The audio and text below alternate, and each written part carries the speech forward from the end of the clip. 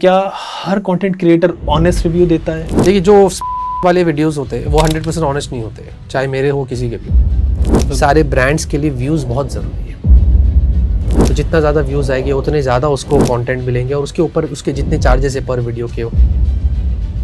हाँ, लेकिन कुछ चीज़ें लेना पड़ता है, करना पड़ता है। जो चार्जेस होते हैं वो आप डिसाइड करते हो या फिर उधर से आता है कि हाँ ठीक है हम इतने पैसे दे देंगे? आप इंडस्ट्री रेट होता है सबका, ठीक है। जिस चीज़ में ज़्यादा कमीशन मिलेगा वो उसको ही सेल करेंगे ना, सीधी सी बात है, सबका अपना कमीशन होता है। मेरे भी वीडियो जैसे हो गए जो दूसरे क्रिएटर्स और पब्लिक देख के बोलती हैं कि ये आपने बोलना चाहिए था, आपने बोला नहीं। हमारा अपना खुद का एक रेट होता है, हम वो फिक्स्ड रेट दे देते कि इतना रहेगा। और इतने सारे लोग जो ऑफिस में भी आप देखा होगा कितने लोग काम कर रहे हैं, और सबकी सैलरी देनी पड़ती है। सॉलिड कमाई हो जाती है टेक कंटेंट क्रिएटर्स की। कुछ तो मेरे को बोल रहे थे कि एक रील के लोग 30-30 लाख रुपए लेते हैं। मिलते हैं, इवेंट्स में जाने के लिए पैसे मिलते हैं। बहुत ऐसे हैं जो जाने के ही, खाली अटेंड करने के ही पैसे लेते हैं। क्या ब्रांड कभी पुश करता है यार ये कमी मत छुपाओ, ये बात मत? बहुत करता है।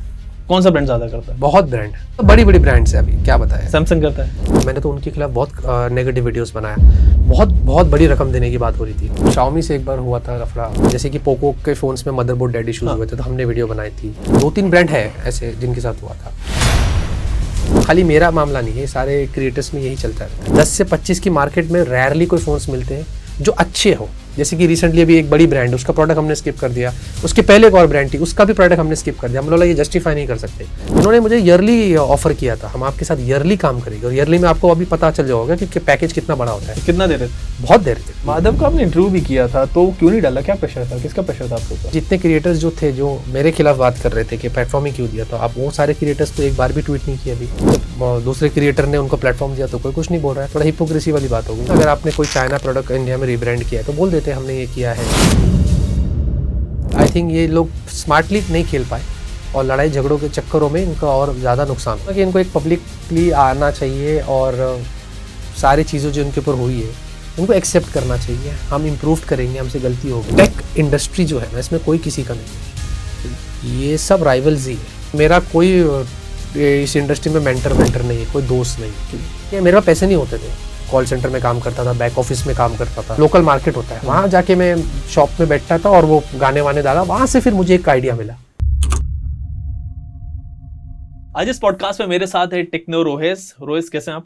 बढ़िया, अल्हम्दुलिल्लाह। रोहिस के स्टूडियो में बैठ के आज शूट कर रहे हैं। जुगाड़ करना पड़ा थोड़ा यहाँ पर हम लोग। नहीं, बढ़िया है, मतलब सब सेटअप। रोहित, सबसे पहले आपसे जानूंगा कि हमारे व्यूअर्स के लिए एक टेक हैक बताओ आप, कुछ जो डेली यूज में हमारे व्यूअर्स थोड़ा मतलब वो यूज कर सके, फिर उसके बाद पॉडकास्ट स्टार्ट करते हैं। टेक हैक मेरे हिसाब से आई थिंक आजकल बैटरी को लेकर भी बहुत कंसर्न रहता है लोगों का काफी। तो मुझे ऐसा लगता है कि अगर एयरप्लेन मोड जो है, अगर मैंने आई थिंक एक वीडियो बना के बताया था, बट फिर भी एयरप्लेन मोड अगर हम लोग ऑन करते हैं और फिर चार्ज पे लगाते हैं तो थोड़ा डिफरेंस होता है। फ़ोन फास्ट होता है थोड़ा चार्ज। और एक और भी ये भी है कि उसी एयरप्लेन मोड में, फॉर एग्जांपल अगर आप 5G यूज़ कर रहे हैं या 4G यूज़ कर रहे हैं तो कभी कभी नेटवर्क स्टक हो जाता है ना, डेटा कभी आता नहीं है, कभी नेटवर्क बहुत लो हो जाता है। तो उसमें भी अगर एयरप्लेन मोड का इस्तेमाल करते हैं क्विकली रिस्टार्ट करने के अलावा, तो वो डिफरेंस आता है नेटवर्क में। फाइन, तो मतलब आप ट्राई करके देखना अगर आपको कभी चार्जिंग का तो करना, चार्जिंग का तो करके चार्जिंग तो करना। रोज चलें स्टार्ट करते हैं। अगर मैं आपसे आज पूछूं कि आज आपको फ्रेश स्टार्ट करना है, नया स्टार्ट करना है, दोबारा से जीरो से, तो आपका क्या तरीका होगा? कैसे स्टार्ट करोगे? क्या लॉन्ग फॉर्म वीडियोस में जाओगे, शॉर्ट फॉर्म में जाओगे? किस तरीके के कंटेंट बनाओगे? क्या करोगे? जब मैंने शुरू किया था यूट्यूब 2015 में, तो उस वक्त मुझे गूगल से जब मेरी कुछ बात हुई थी, पहले कुछ लोग थे तब, तो उन्होंने मुझे बोला था कि ये 2015 का परफेक्ट टाइम है कि आप इस टाइम पर यूट्यूब पर हो, आप लकी हो। क्योंकि उस वक्त जिस फील्ड में मैं था टेक में, उसमें गिनती के कुछ 15-20 क्रिएटर्स थे और उसमें से भी मेन स्ट्रीम जो है वो 5-6 थे, बाकी के तो और भी थे। अब ऐसा हो गया कि हज़ारों के हिसाब से क्रिएटर्स हो गए। तो आज की तारीख पे यूट्यूब पर आना एक बहुत ही डिफ़िकल्ट चीज़ हो गई, क्योंकि सब कंटेंट क्रिएटर है, AI बहुत एडवांस हो गया है। तो मेरे हिसाब से ऐसी चीज़ करनी चाहिए। आखिर अगर मैं होता तो मैं ऐसा करता कि जो लोग दूसरे नहीं कर रहे हैं, मैं कुछ वो करता। और आई थिंक मैं शॉर्ट फॉर्म से पहले स्टार्ट करता एंड देन उसके बाद लॉन्ग पे मैं फोकस करता।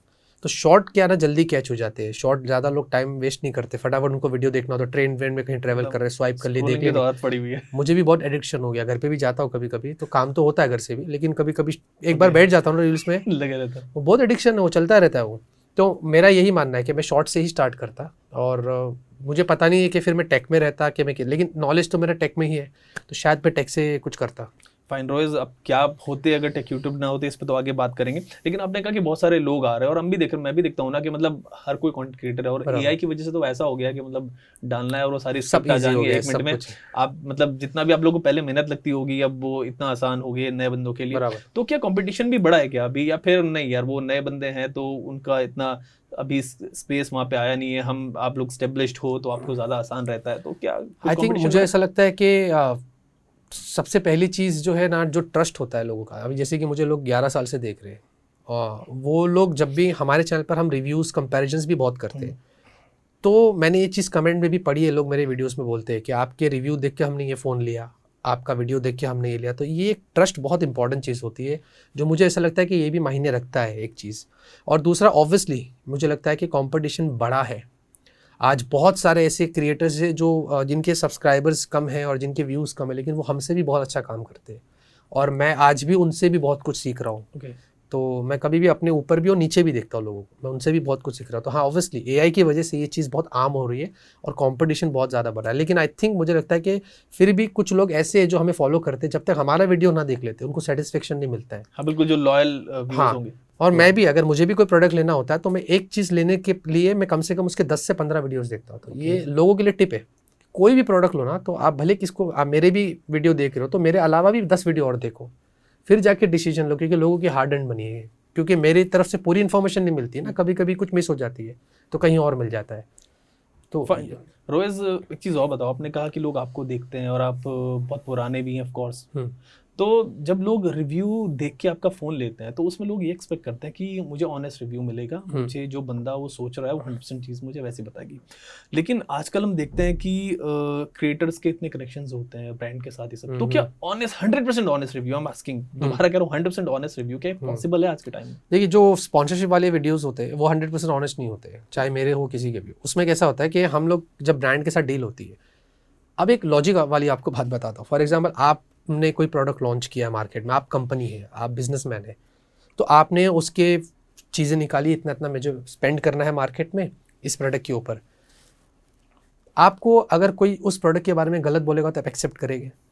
हाँ बिल्कुल, दिक्कत होगी, थोड़ी तो प्रॉब्लम होगी ना कि भाई मेरा प्रोडक्ट है। हाँ, फीडबैक के लिए ब्रांड ओपन रहती है, वो अलग बात है। हम भी ये सिर्फ इतने सालों से काम कर करके ना बहुत सारी ब्रांड्स को सुधारे हैं हमने, वरना इतनी ब्रांड्स ऐसी होती है इंडिया में कि काम ढंग से नहीं करने देती। मैं कुछ वीडियोस आपकी देख रहा था अभी ना, कुछ थी, आप अभी बना रहे थे कि हाँ किसी एक ब्रांड पे क्या ये सही काम करता है, एप्पल के पुराने प्रोडक्ट इस पे अच्छे मिलते हैं, समथिंग। हाँ, तो वही मैं बता रहा हूँ। तो ये आई थिंक हम लोग फिर क्या करते हैं, ऐसे वीडियोस के अंदर हम लोग ब्रांड से ये बोलते हैं कि हमारी ये कंडीशन है, ब्रांड एक्सेप्ट करता है तो हम लोग काम करते हैं। तो उसमें क्या होता है, और वैसे भी जब हम लोग अनबॉक्सिंग वाले जो स्पॉन्सरशिप वाले वीडियोस बनाते हैं, हमारे पास प्रोडक्ट 2-3 दिन होता है आके, अब उसमें पूरी डिटेल नहीं दे पाते ना, टाइम लगता है। लेकिन वीडियो भी टाइम पे डालनी होती है क्योंककि ब्रांड का टाइमलाइन होता है ना। और स्पॉन्सरशिप ही हमारी सर्वाइविंग है। अभी इतना सब आप देख रहे हो लगा हुआ है, और इतने सारे लोग जो ऑफिस में भी आप देखा होगा कितने लोग काम कर रहे हैं, और सबकी सैलरी देनी पड़ती है। तो जैसे लोग डेली काम करते हैं, ये हमारा काम है।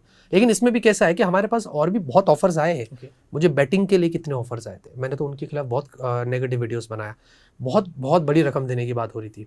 यहाँ तक कि अभी 2-3 ऐसी ब्रांड्स है जो इंडिया में आई है, वॉबल करके एक इंडियन ब्रांड है, पता नहीं उसका क्या मामला है, और एक अल्काटेल है और भी है।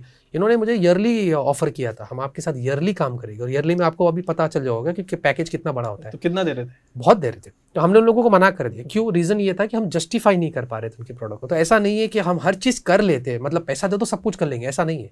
हम चूज़ करके करते हैं। और कुछ ब्रांड्स ऐसी जिनके साथ सालों से काम करते हैं, तो उनके भी कुछ प्रोडक्ट्स हम स्किप करते हैं। जैसे कि रिसेंटली अभी एक बड़ी ब्रांड, उसका प्रोडक्ट हमने स्किप कर दिया। उसके पहले एक और ब्रांड थी, उसका भी प्रोडक्ट हमने स्किप कर दिया। हम लोग ये जस्टिफाई नहीं कर सकते। हमारे ऑडियंस के साथ हम जितना लॉयल है वो ऑडियंस जानती है।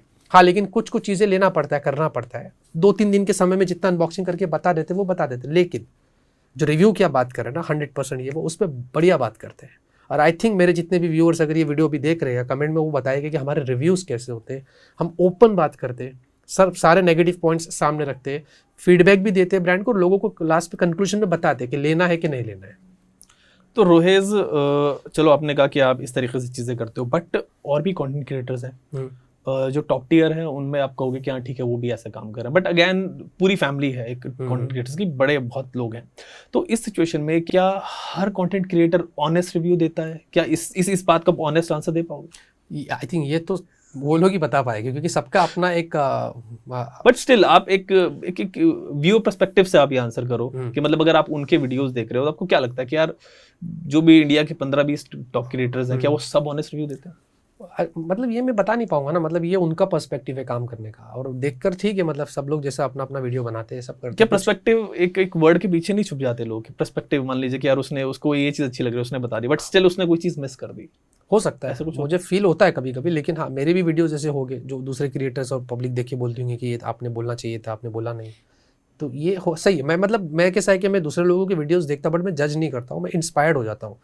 अगर इंडिया में भी कुछ क्रिएटर्स की वीडियोस देखता हूँ ना, तो मैं उसकी वो नहीं निकालता, पॉइंट्स नहीं निकालता कि ये बोलना चाहिए था, गलत है। मैं उससे सीखता हूँ कि उसने नया क्या किया है। तो वो हमारे वीडियो में हम लगा सकते हैं, वो चीज़ करते हैं हम लोग बैठ के। फाइन। रोहित, आपने कहा कि बड़ी ब्रांड डील्स होती हैं, ऑफ कोर्स, मतलब ये कोई छुपी हुई चीज़ नहीं होती, ब्रांड डील्स होती हैं, उनका अलग से बजट निकलता है, ब्रांड निकालता है, बड़ी ट्रिप्स होती हैं, बाहर जाते हैं कंटेंट क्रिएटर्स, ज़्यादा जाते हैं आजकल, पहले मीडिया भी जाया करता था, अभी मीडिया वाले लोगों को मैं भी कम देखता हूँ। बिल्कुल, कंटेंट क्रिएटर्स के लिए अब अलग से लोग आ गए हैं, वो बहुत ज़्यादा जाते हैं। अभी हमसे ज़्यादा तो इंस्टाग्राम वाले हैं। बिल्कुल, वही उस पे आऊँगा मैं आगे, बड़े कोई ब्यूटी इन्फ्लुएंसर वो भी अलग होंगे, मतलब पता नहीं क्या। तो ये सब चीज़ होती है, इसमें बड़ी ट्रिप्स भी होती हैं, बड़ा इन्वॉल्वमेंट होता है पैसे का। तो अगर स्पॉन्सरशिप वीडियो नहीं भी आप लोग कर रहे हो, तो क्या फिर भी कहीं थोड़ी सॉफ्ट कवरेज की स्पेस बनती है यार कि चल इसका ये पैकेज है, ये मुझे ये बड़ी डील्स ने पिछली बार दी थी, या इसका ये थोड़ा फीचर है, मैं थोड़ा अवॉइड कर दूँ, ऐसा कुछ होता है? नहीं, ऐसा नहीं। हम लोग अगर कोई भी चीज़, अगर ब्रांड के प्रोडक्ट, पहले मेरा सिस्टम कैसा है, फॉर एग्जाम्पल अगर हमें पता चलता है कि अभी नेक्स्ट मंथ ये फ़ोन लॉन्च होने वाला है, चाहे वो इधर हो या हमें बाहर लेके जा रहे हैं, जो भी हो, हम लोग सीधे उसमें से 5 पॉइंट्स निकालते हैं, या जो भी पॉइंट्स निकालते हैं, ब्रांड को बोलते हैं कि भाई देखो आपके फ़ोन में ये चीज़ अच्छी नहीं है, और आप जिस तरीके से इसको लॉन्च कर रहे हैं मार्केट में लोगों को मज़ा नहीं आएगा, फिर आपको प्राइसिंग भी ऐसी रखनी पड़ेगी। अच्छा, कितनी ब्रांड्स हमें फ़ोन करके डायरेक्ट प्राइस पूछती है, ओके, इसका प्राइस क्या रखना चाहिए, जो कि मैं बहुत लकी समझता हूँ अपने आप को कि इतनी बड़ी बात है कि हमें लोग इतनी इज्जत देते हैं और हमसे पूछते हैं कि प्राइस क्या रखना चाहिए। तो हमसे पहले फीडबैक लिया जाता है, हम फिर उसके बाद उनको फीडबैक देते हैं, और हम कंडीशन रखते हैं कि भाई ये चीज़ें कॉल आउट तो करनी पड़ेगी, जो है वो है। तो ऐसा कोई सॉफ्ट कॉर्नर वाली जैसी चीज़ नहीं है, बट हाँ अगर बाहर जाते हैं, थोड़ा बहुत घूमते हैं फिरते हैं, तो थोड़ा बहुत हाँ ऐसा रहता है। लेकिन फिर उसके बाद हम लोग क्या करते हैं कि जब भी अनबॉक्सिंग करता हूँ मैं, आप देखा रहेगा मेरे वीडियो, तो मैं उसमें साफ बोल देता हूँ कि ये अनबॉक्सिंग है, रिव्यू का इंतज़ार करना, उसमें आपको अच्छे से विस्तार से बताएगी। तो मैं पब्लिक को पहले क्या बोल देता हूँ कि अनबॉक्सिंग वीडियो देख के ना कभी भी डिसीजन मत लेना, चाहे मेरा हो या किसी का। मैं अपने वीडियो से भी बोल देता हूँ, और अच्छी बात यह है कि बहुत सारी ब्रांड को इससे आपत्ति नहीं है, वो साफ बोलती है कि आपको जैसा ठीक लगता है बोलो। फिर मैं बोलता हूँ रिव्यू का इंतजार करें, जब रिव्यू आ जाता है फिर वो डिसाइड कर लेते हैं कि उनको लेना है कि नहीं लेना है। तो ये हमको एजुकेट करना पड़ता है पब्लिक को इस मामले में। क्या ब्रांड कभी पुश करता है यार ये कमी मत छुपाओ, ये बात मत? बहुत करता है। कौन सा ब्रांड ज्यादा करता है? बहुत ब्रांड। कोई नाम लेंगे? दो तीन मतलब बड़ी बड़ी ब्रांड्स है, अभी क्या बताया। सैमसंग करता है? सैमसंग नहीं करता है। सैमसंग नहीं करता। सैमसंग देखो अभी मोटरोला एक ब्रांड है जो नहीं करता है। सैमसंग को हमने बहुत एजुकेट किया, पहले करता था सैमसंग, अभी नहीं करता है सैमसंग, क्योंकि जैसे हम लोग आई रिमेंबर मीडिया माफिया बोला करते थे, अभी भी बोलते नहीं ना, अब नहीं करता है सैमसंग। मतलब मेरे साथ तो कभी नहीं हुआ ऐसा। पहले मैं बोल रहा था जब मैं यूट्यूब में नया था 17-18 में, कि 2017-18 की तब होता था, लेकिन अभी सैमसंग बहुत इंप्रूव्ड हो गया है। तो और दूसरी कैसा है ना, सैमसंग का वजह क्या है, क्योंकि सैमसंग ने जो ब्रांड वैल्यू बनाया है ना, वो बहुत अलग चीज़। इनफैक्ट मैं खुद S25 अल्ट्रा यूज़ करता हूँ, और मैंने लोगों को बताया कि मैं वजह से ये क्यों यूज़ करता हूँ। हाँ, अलग सबका एक्सपीरियंस अलग है। अब ऐसा नहीं कि मैं यूज़ कर रहा अच्छा तो सबका भी अच्छा होगा, सबका अपना अपना। लेकिन सैमसंग ये नहीं करता है। वीवो, ये जो ब्रांड है आईको, ये लोग भी नहीं करते। तो बचा क्या? मतलब कौन करता है फिर? कुछ ब्रांड्स ऐसी है जिनको समझाना पड़ता है, बहुत ज़्यादा आर्ग्यूमेंट्स हो जाती है, फिर वो उसके बाद समझती है। ऐसा नहीं कि मना ही कर देती है, और जब वो मना करती है ना तो हम उनको बोलते नहीं करना हमको, ये हम आगे करेंगे, आप ये वाले प्रोडक्ट के लिए नहीं करते, आगे वाले प्रोडक्ट के लिए करेंगे। तो कभी A+ को समझाया? उनसे क्या ही समझाया। इसे बात करेंगे आगे रोहित से, इस पे आगे आपका वो जानूंगा मैं, इस पे पर्सपेक्टिव। रोहित, एक चीज़ और है कि अक्सर देखते हैं कि जो है ब्लैकलिस्ट हो जाते हैं कुछ रिव्यूअर्स, है ना, ब्रांड कर देती है जो लोग ये काम करते हैं।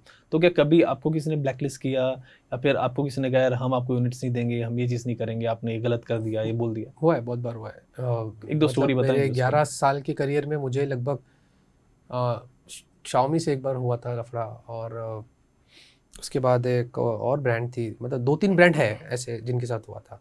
लेकिन वो कैसा हो जाता है कि मतलब कभी कभी ऐसा होता है कि बहुत बैकलैश होता है, जैसे कि पोको के फ़ोन्स में मदरबोर्ड डेड इश्यूज़ हाँ। हुए थे तो हमने वीडियो बनाई थी, और ऐसी बहुत सारी चीज़ें हो जाती। तो ब्रांड भी एक तरफ से जो बात कर रही थी वो यही बोल रही थी कि आप हमसे पहले बोल देते, हमें बता देते तो हम इस पर इम्प्रूवमेंट करते, ये करते, वगैरह वगैरह। तो ये सब चीज़ चलते रहती है, और खाली मेरा मामला नहीं है, सारे क्रिएटर्स में यही चलता रहता है। कोई ब्रांड ब्लैकलिस्ट करती है, कोई ब्रांड ब्लैकलिस्ट नहीं करती है। बट एक चीज़ है मुझे यहाँ पर अभी Xiaomi की बहुत अच्छी लगी है, जो उन्होंने जो कमबैक किया है, एंड देन उसके बाद मुझसे बात करके पर्सनली जो वो फीडबैक ले रहे हैं और जो प्राइसेस की जो फीडबैक लेते हैं, वो मुझे बहुत अच्छा लग रहा है कि Xiaomi ने ये बहुत अच्छा किया है। और रिसेंटली इसी वजह से आई थिंक मुझे लग रहा है कि Xiaomi को ग्रोथ मिल रही है, वो अब आ गया है। पहले Xiaomi का मार्केट नीचे जा रहा था, अब थोड़ा ऊपर हो रहा है। इस पे तो बात ब्रांड मतलब होता है कभी ऐसा, लेकिन बाद में जो फीडबैक लेती है और मुझसे जो पर्सनली बात करती है, एक मोटोरोला भी ब्रांड है जो ये करती है, तो मुझे बहुत अच्छा लगता है ये। रोहित, कभी ऐसा नहीं हो रहा कि ऐसा आप बात कर रहे हैं, आपने एक क्रिटिसाइज किया, आपने फिर एक पॉइंट उसके फेवर में दिया, क्या कुछ ऐसा बैलेंस कर रहे हो?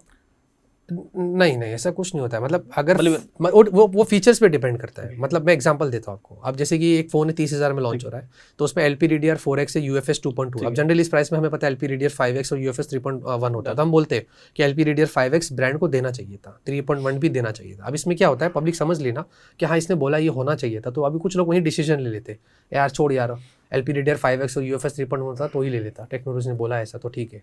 तो वैसा है, हम लोग ऐसा बैलेंस नहीं करते, फीचर्स पे डिपेंड करता है। अगर फुल HD प्लस एमोलेड दिया है तो हम तारीफ करेंगे, बेजल्स कम है तारीफ करेंगे, लेकिन आगे चल के अगर वही फ़ोन में अगर अल्ट्रावाइड नहीं दिया है तो हम बोलेंगे कि अल्ट्रावाइड नहीं दिया है, इसको देना चाहिए था। तो ऐसा हो जाता है वीडियो। ओके, लेकिन रोहित, मैंने अक्सर ऐसा नहीं देखा, हो सकता है आपने किया हो या और लोग भी करते हो, कि कोई अगर बड़ा ब्रांड है, अक्सर कंटेंट क्रिएटर्स की कभी बुराई नहीं करते, इन अ नटशेल बोल देंगे कि यार ये फ़ोन थोड़ा सा, लेकिन ऐसा कुछ नहीं होगा कि यार इस फोन को अवॉइड करो, ये फोन ठीक नहीं है। ये ऐसा क्यों नहीं होता, किसी ब्रांड के साथ, बड़े ब्रांड के साथ क्यों नहीं करते?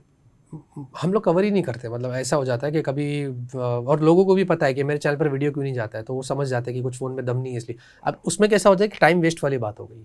अभी दूसरे कंटेंट्स बन रहे, सब बन रहे, अब वो फ़ोन में कुछ वैल्यू नहीं है तो मैं कवर करके भी क्या करूँगा, बेकार का। मुझे तो महानता चाहिए नहीं। अभी होते कुछ लोग को छोटे छोटे प्रोडक्ट्स को भी लेकर बहुत बैश करते हो, फिर एकदम पब्लिक कमेंट करती, भाई तुम कितने ऑनेस्ट हो, तुम बड़े महान आदमी हो।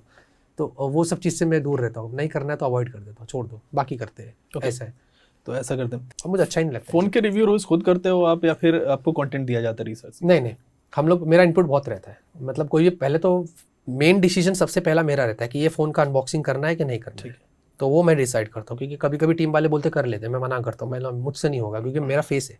मैं 11 साल से इंडस्ट्री में बैठा, लोग बोलेंगे अरे टेक्नोलॉजी क्या यार तू, यार चिंदी फ़ोन का अनबॉक्सिंग करता है, तो थोड़ा बहुत समझना पड़ता है। वैसे मैंने किया है चिंदी फ़ोन्स के, बहुत ऐसे फ़ोन से, मतलब चिंदी मतलब बजट वाले 6-5 हज़ार वाले, आईटेल के कुछ फ़ोन से ये। अब मैं वो करने की वजह ये है कि आजकल ऐसे भी लोग हैं जो 5-5 हज़ार 6-6 हज़ार के फ़ोन लेते हैं, तो उनके लिए मुझे भी करना पड़ता है।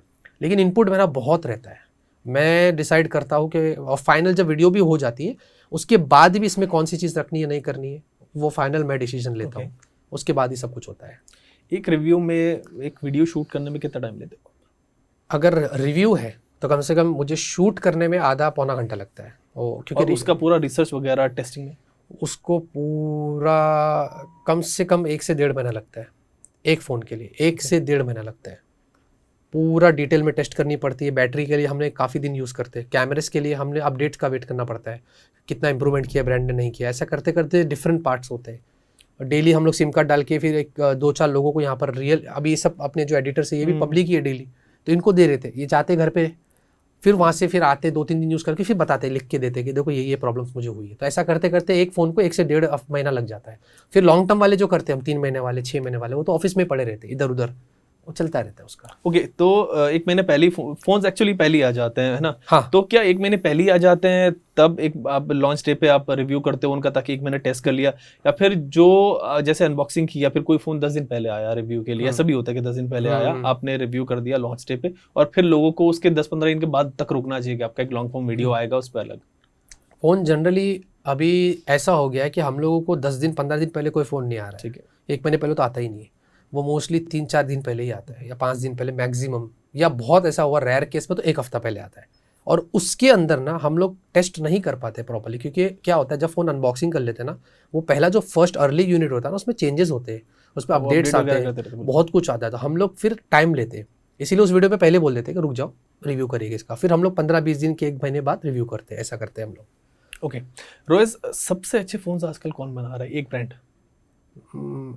मुझे ऐसा लगता है कि एक टाइम पर जब Xiaomi और Realme और पोको इन्होंने एक एम्पायर बिल्ड किया था, ये रूल करते थे, बिल्कुल। इनके प्रोडक्ट्स वैल्यू देते थे। आज इनको रिप्लेस करने वाले कुछ ऐसी ब्रांड्स है जैसे कि iQOO है, पोको भी कर रहा है, और ओप्पो ने भी कोशिश किया था अपने K13 वगैरह के फ़ोन्स, और नथिंग के जो CMF के जो प्रोडक्ट्स है, CMF भी बहुत वैल्यू फॉर मनी प्रोडक्ट्स है। तो आई थिंक ये ही ब्रांड्स है जो अभी लेगेसी को थोड़ा आगे लेके जा रही है, लेकिन अब प्राइस हाइक इतना हो गया है कि इनको भी स्ट्रगल करना पड़ रहा है। इस वजह से पहली बार ऐसा हुआ कि जो नथिंग का जो CMF का अपकमिंग फ़ोन आ रहा था 3 Pro, वो उन्होंने कैंसिल कर दिया प्राइस की वजह से। बोल रहे कि हमारा बजट कैटेगरी का फ़ोन है, और अगर प्राइस हाइक में लॉन्च करके 25-30 हज़ार में लॉन्च करके मतलब नहीं है, वो वैल्यू नहीं देगा उतना, तो हम लोगों ने कैंसिल कर दिया। और मुझे ये बहुत अच्छा लगा उनका डिसीजन कि काफ़ी लॉयल वाली बात होगी ब्रांड ने, क्योंकि कस्टमर के साथ उन्होंने खिलवाड़ नहीं किया, सीधा ये कर दिया। तो आई थिंक आज की तारीख में CMF जैसी कुछ ब्रांड्स हैं जो बहुत अच्छा काम कर रही है। हम देखते थे, आपने Xiaomi की बात की कि लोग रूल करते थे, ऑफ कोर्स मतलब इंडिया में सबसे ज़्यादा इनके फोन्स बिकते थे। अभी शायद तीसरे चौथे नंबर पे आ गए, 12-13 समथिंग परसेंटेज, आई डोंट मतलब एग्जैक्टली मेरे को नहीं पता, बट हाँ इतने पे आ गए। पहले Vivo आ गया है, फिर Samsung आता है, बट पहले Xiaomi टॉप पे रहता था। तो उनके साथ क्या दिक्कत हुई? As a tech content creator आप लोग रिव्यू करते हो, क्या दिक्कत इनके साथ रही कि इनका डाउनफॉल चल रहा है? सिर्फ प्राइसिंग, बस pricing. As a brand Xiaomi मुझे लगता है कि आज भी बहुत ज़बरदस्त है। और रिसेंटली जो उन्होंने, अब मैं आपको बता रहा हूँ प्राइसिंग क्यों बोला मैंने, अभी रिसेंटली उन्होंने Xiaomi का 17T जो लॉन्च किया, वो बहुत एग्रेसिव तो नहीं, मतलब एक कॉम्पिटिटिव प्राइस में बोल सकता हूँ मार्केट के अंदर। फिर उन्होंने अभी Redmi का Turbo 5 लॉन्च किया, वैसे वो पोको का X8 Pro जैसा ही था, लेकिन थोड़ा बहुत चेंजेस करके उसकी भी प्राइसिंग कॉम्पिटिटिव रही। अब देखिए जब इन्होंने ये करा ना तो लोगों ने तारीफ करी। इसी तरीके से एक टाइम पर Realme और Xiaomi का बहुत बड़ा कंपटीशन होता था और बहुत एग्रेसिव प्राइस पर फोन्स आते थे। धीरे धीरे धीरे इन लोगों ने अपने नंबर सीरीज को डिफरेंट लोगों को टारगेट करना स्टार्ट कर दिया, खास करके कैमरे पे ज़्यादा फोकस कर दिया, बैटरी पे ज़्यादा फोकस कर दिया, बाकी के फीचर्स थोड़ा मीडियोकर थे। आई थिंक ये प्राइसिंग जो मामला था ना, सेट जो नहीं कर पाए, इस हिसाब से लोग क्या होता है ना कि अगर आपने पहले लोगों को शक्कर और वो मलाई खिला दी, अब बाद में बोलेंगे आज खाली पानी पी के चले जाते, तो पब्लिक बोलेगी ना मज़ा नहीं आया। बिल्कुल ऐसा है। तो यही एक चीज़ है कि मुझे लगता है कि इन ब्रांड को जो है प्राइसिंग में लोगों को उन्होंने पहले वो लगा दिया मज़ा, और बाद में धीरे धीरे प्राइस बढ़ गई ना, तो शायद इस वजह से लोग धीरे धीरे उनसे पीछे हटेंगे, ऐसा मुझे लगता है। लेकिन रोज प्राइसिंग बढ़ रही है, तो इस सिचुएशन में एक आम बंदा क्या करे? मतलब 15,000 20,000 रुपए तो वो ढंग का फोन आ भी नहीं रहा है। जो फोन पहले 10-12,000 रुपए का आ रहा था वो 15-16,000 रुपए का हो गया है। पुराने फोन्स के प्राइस बढ़ा दिया, 5-6,000 रुपए बढ़ा, फ्लैगशिप को तो कहाँ से कहाँ पहुंचा दिए। तो जिस बंदे को फोन्स लेने हो, डिवाइसेस के मतलब लेना हो, तो वो इस सिचुएशन में क्या करे? हमने इस पर एक पूरा वीडियो बनाया है, आई थिंक ये आपका वीडियो जाएगा उसके बाद या उसके पहले लाइव होगा, पता नहीं, बट हमने एक बहुत अच्छा वीडियो बनाया जिसमें पूरा मार्केट को एक्सप्लेन किया है।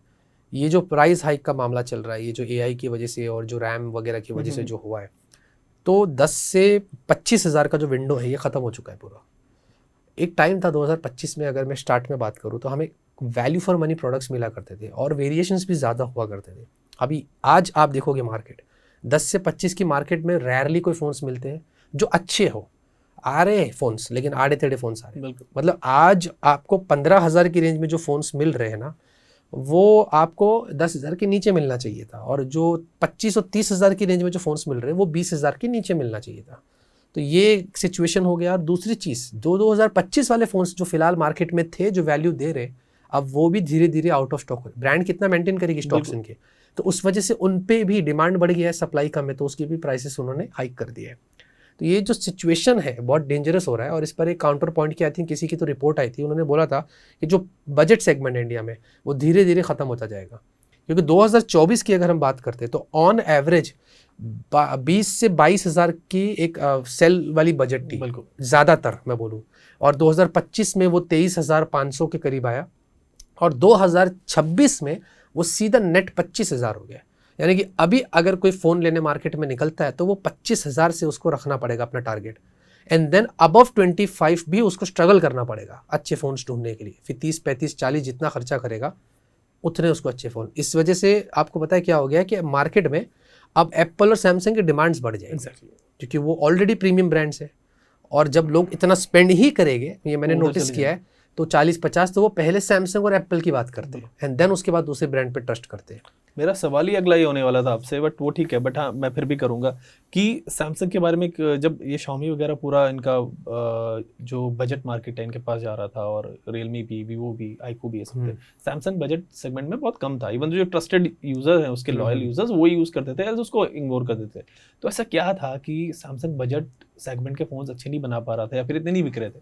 क्या वजह? देखिए सैमसंग और एप्पल की अगर दोनों की बात करें तो इन लोगों को ना एक इन्होंने जो नाम बनाया है ना, ये जो नेम है ना, ये सबसे इंपॉर्टेंट इनके लिए। अभी एप्पल के भी प्रोडक्ट्स कैसे भी हो, चाहे वो 80 या 70 हज़ार में भी अगर आप देखोगे तो अभी भी वो उससे बेटर एंड्रॉयड के फ़ोन्स वैल्यू देते हैं। कुछ फ्लैगशिप आते हैं 40-50 हज़ार में, लेकिन फिर भी लोग एप्पल के प्रोडक्ट्स लेते हैं। तो ये जो नाम है, ये जो इकोसिस्टम है, जो ये ट्रस्ट है, जो आफ्टर सेल सर्विस है, जो रीसेल वैल्यू है, ये लोगों के लिए बहुत इंपॉर्टेंट है। फॉर एग्जांपल अगर मैं 20 हज़ार में एक आईकू, वीवो या इधर अगर मैं रियलमी इसकी उसके फ़ोन्स लेता हूँ और उसकी जगह पर अगर मैं वही प्राइस पे सैमसंग का फ़ोन लेता हूँ तो स्लाइट वैल्यू देता है। भले ही सैमसंग का फ़ोन उनके सामने मीडियोकोर रहेगा, इतने फीचर्स नहीं दे पाएगा सैमसंग। तो ये एक फ़ायदा है उनको जो उन्होंने ट्रस्ट गेन किया। क्योंकि आज भी मेरे साथ आई थिंक आज से 6 महीने या साल पहले ऐसे ही हुआ था। मुझे किसी का कॉल आया, मेरे चाचा का था, उन्होंने मुझसे पूछा कि 20 हज़ार की बजट है, मुझे ये फ़ोन लेना है। तो मैंने बता दिया अच्छे फ़ोन, 2025 की बात कर रहा हूँ मैं आई थिंक। फिर उन्होंने बोला सब कुछ सुन लिया, अच्छे आइडियाज़ दिया, बाद में बोलते सैमसंग का कोई है तो बताना। तो ये होता है फाइन। मतलब जो ट्रस्ट इन लोगों ने गेन किया वो। बट रोहित एक चीज़ और है कि मतलब हर कंपनी के पास कुछ ऐसे प्रोडक्ट होते हैं जो ऐसे आपने भी बताया कि मैं कुछ रिव्यू करता नहीं हूँ उन प्रोडक्ट्स को, जो भी कुछ ऐसे होते हैं। बट अगेन कुछ जो रिव्यू भी करते होंगे उनमें भी ऐसे प्रोडक्ट कुछ होंगे कि यार जो इतने वैल्यू फॉर मनी नहीं होंगे। तो क्यों कंटेंट क्रिएटर्स उनको डायरेक्टली थंबनेल जैसे वो लगाते हैं कि यार ये वाला फोन ले लो, बहुत सारे ये वाला अच्छा है, तो क्यों डायरेक्टली ऐसे नहीं लगाते कि यार avoid this phone. For example कुछ एप्पल के भी प्रोडक्ट्स हैं जो इतने वैल्यू फॉर मनी नहीं है, प्राइस ही है, उनके ही सीरीज में कुछ आ गया, फॉर एग्जांपल सैमसंग के भी कुछ आ जाएंगे। तो ऐसा क्यों होता है, मतलब ऑनेस्टी इतनी ज्यादा क्यों नहीं रखते आप लोग? पहले बात तो मुझे ज़रूरत पड़ती नहीं है सब करने की। ठीक है। और अगर मुझे करना है तो मैं ऐसे कुछ पास्ट में वीडियोस बनाया है जहाँ पर मैंने लिखा है कि ये फ़ोन मत लो, ये ज़्यादा वैल्यू नहीं दे रहा है या ठीक ठाक है, तो ऐसा करके हम लोग टाइटल में रख लेते बस। बाकी मेरा जैसे कि मैंने बताया कुछ क्रिएटर्स करते हुए ऐसा जो उनको करना है, बट हम लोग कैसा रहता है ना कि हम लोग जो चीज़ वैल्यू नहीं देती ना उस पर टाइम वेस्ट नहीं करते। पहली बात देखिए, हम हमारे चैनल के ऊपर अगर उस चीज़ को ला ही नहीं रहे तो लोगों को पता ही नहीं चलेगा ना। तो हम लोग उस चीज़ लोगों को मिसलीड ही नहीं कर रहे फर्स्ट प्लेस पे, तो लोगों को पता ही नहीं चलेगा कि हाँ इसके चैनल पर तो ये प्रोडक्ट आया ही नहीं, मतलब डम नहीं होगा, इसमें कुछ होगा नहीं। तो ऐसा एक मामला रहता है, हम लोग उस चीज़ को कवर ही नहीं करते हैं। लेकिन रोहित से बायसनेस नहीं हो जाती क्या थोड़ी सी, क्योंकि वो उस प्रोडक्ट की मार्केटिंग तो कोई और लोग कर भी रहे हैं, ठीक है। इतने इन्फ्लुएंसर्स आ गए हैं अब, जो नए बच्चे बहुत हो गया इंस्टाग्राम पे, तो एक मिनट में तो बहुत कुछ पूरा चल रहा है, एक मिनट में सब कुछ बता रहे हैं। प्लस आपके जो व्यूअर्स हैं आपको ट्रस्ट करते हैं कि यार चलो रोहित मेरे को बताएगा, ये जो बताएगा मैं वो फोन खरीदूंगा, वो डिवाइस में टेस्ट करूंगा, उसको मैं मानूंगा। प्लस आपने कुछ चीज इग्नोर कर दी, उसके सामने आया नहीं, लेकिन इंस्टाग्राम से, रील से उसको एक प्रोडक्ट मिल गया जो उसकी तारीफें चल रही हैं, इतनी मार्केटिंग चल रही है, तो ये बायसनेस हो जाएगी कि आपने नहीं बताया, उसने वहां देख के वो चीज ले ली। तो क्या आपका ये फर्ज नहीं बनेगा कि यार मैं भी आऊं और मैं भी बताऊं कि यार ऐसा नहीं करो, ये गलत मार्केटिंग कर रहे हैं इसकी, है ना। ऐसा मैं अभी कैसा है कि देखो, वो जिसने किया ये उसकी काम है, उसका आइडेंटिटी है। और दूसरा, ये मेरी ऑडियंस कभी करेगी नहीं। जो मुझे फॉलो करता है वो ऐसा काम कभी नहीं करेगी, क्योंकि उनको हम एजुकेट करते हैं, इस प्राइस पे ये फ़ोन लेना है, उस प्राइस पे ये फ़ोन लेना है। हर महीने हम लोग एक वीडियो, हमारा सीरीज़ होता है, हर कैटेगरी के अंदर हम लोग बताते हैं कि कौन सा फ़ोन लेना है, कौन सा फ़ोन नहीं लेना है। तो मेरे चैनल पर आप हर महीने देखोगे ना, 15 हज़ार के अंदर कौन सा फ़ोन अच्छा है, 20 हज़ार के अंदर कौन सा है। और अभी हमने एक बहुत बड़ा वीडियो बनाया है 10 से 50 हज़ार के बीच में आज की तारीख में कौन से फ़ोन अच्छे जो आपको लेना चाहिए। 10 से 50 हज़ार का विंडो दे दिया है। तो हम लोग उसमें भी फिर बीच बीच में बोलते हैं कि ये वाला फ़ोन वैल्यू नहीं देता, ये वाला फ़ोन वैल्यू देता है। इसीलिए मैं बोल रहा हूँ कि जो हमें फॉलो करते हैं, जो सब्सक्राइब करके रखिए, उनको पता है कि हम उनको क्या रिकमेंडेशन देते हैं और क्या नहीं देते। तो कोई चीज़ उनसे छुपती नहीं, सब पता चल जाता है उनको। आप रोज शॉर्ट वीडियोस ही बनाते हो और लॉन्ग फॉर्म कंटेंट तो पहले से ही कर रहे थे, तो किसका ट्रैक्शन ज़्यादा आता है और किससे पैसा ज़्यादा आता है, चाहे वो ब्रांड डील्स हो और या फिर चाहे आपका एड्स में हो? देखिए, पैसे जो है वो मोस्टली लॉन्ग के लिए ज़्यादा होते हैं और शॉर्ट में भी आजकल हो रहा है। लेकिन मुझे ऐसा लगता है कि जब मैं कंटेंट क्रिएट करता हूँ तो मुझे लॉन्ग में मज़ा आता है, और वही मेरी फील्ड है। क्योंकि मैं बहुत सारी बातें करता हूँ ओपनली और एक अच्छे से एक्सप्लेन किया जा सकता है। शॉर्ट में से विंडो कम होता है, तो उसमें थोड़ा फास्ट बोलना पड़ता है और हर चीज़ जल्दी कवर करनी पड़ती है, इसलिए नेगेटिव पॉइंट्स भी ज़्यादा मिस हो जाते हैं उसके अंदर से, कि क्विकली वीडियो निकालना है। तो मेरे हिसाब से मैं लॉन्ग फॉर्मेट को ज़्यादा सपोर्ट करता हूँ, और इनकम भी लॉन्ग फॉर्मेट में मुझे ज़्यादा मिलती है कंपेयर टू अगर मैं शॉर्ट की बात करता हूँ। स्पॉन्सर्ड वीडियोस में एक आम टेक क्रिएटर को, अगर कोई आपके जितना पॉपुलर नहीं है, जिसके पास एक मिलियन सब्सक्राइबर्स हैं मान लीजिए, या फिर इवन कोई बड़ा भी है, तो उसको कितना पैसे मिल जाते होंगे ब्रांड से? क्या वो डिपेंड करता है कि हाँ उसकी रीच कितनी होगी, या फिर एक सर्टेनली क्राइटेरिया है कि यार इतने से इतना मिलता होगा?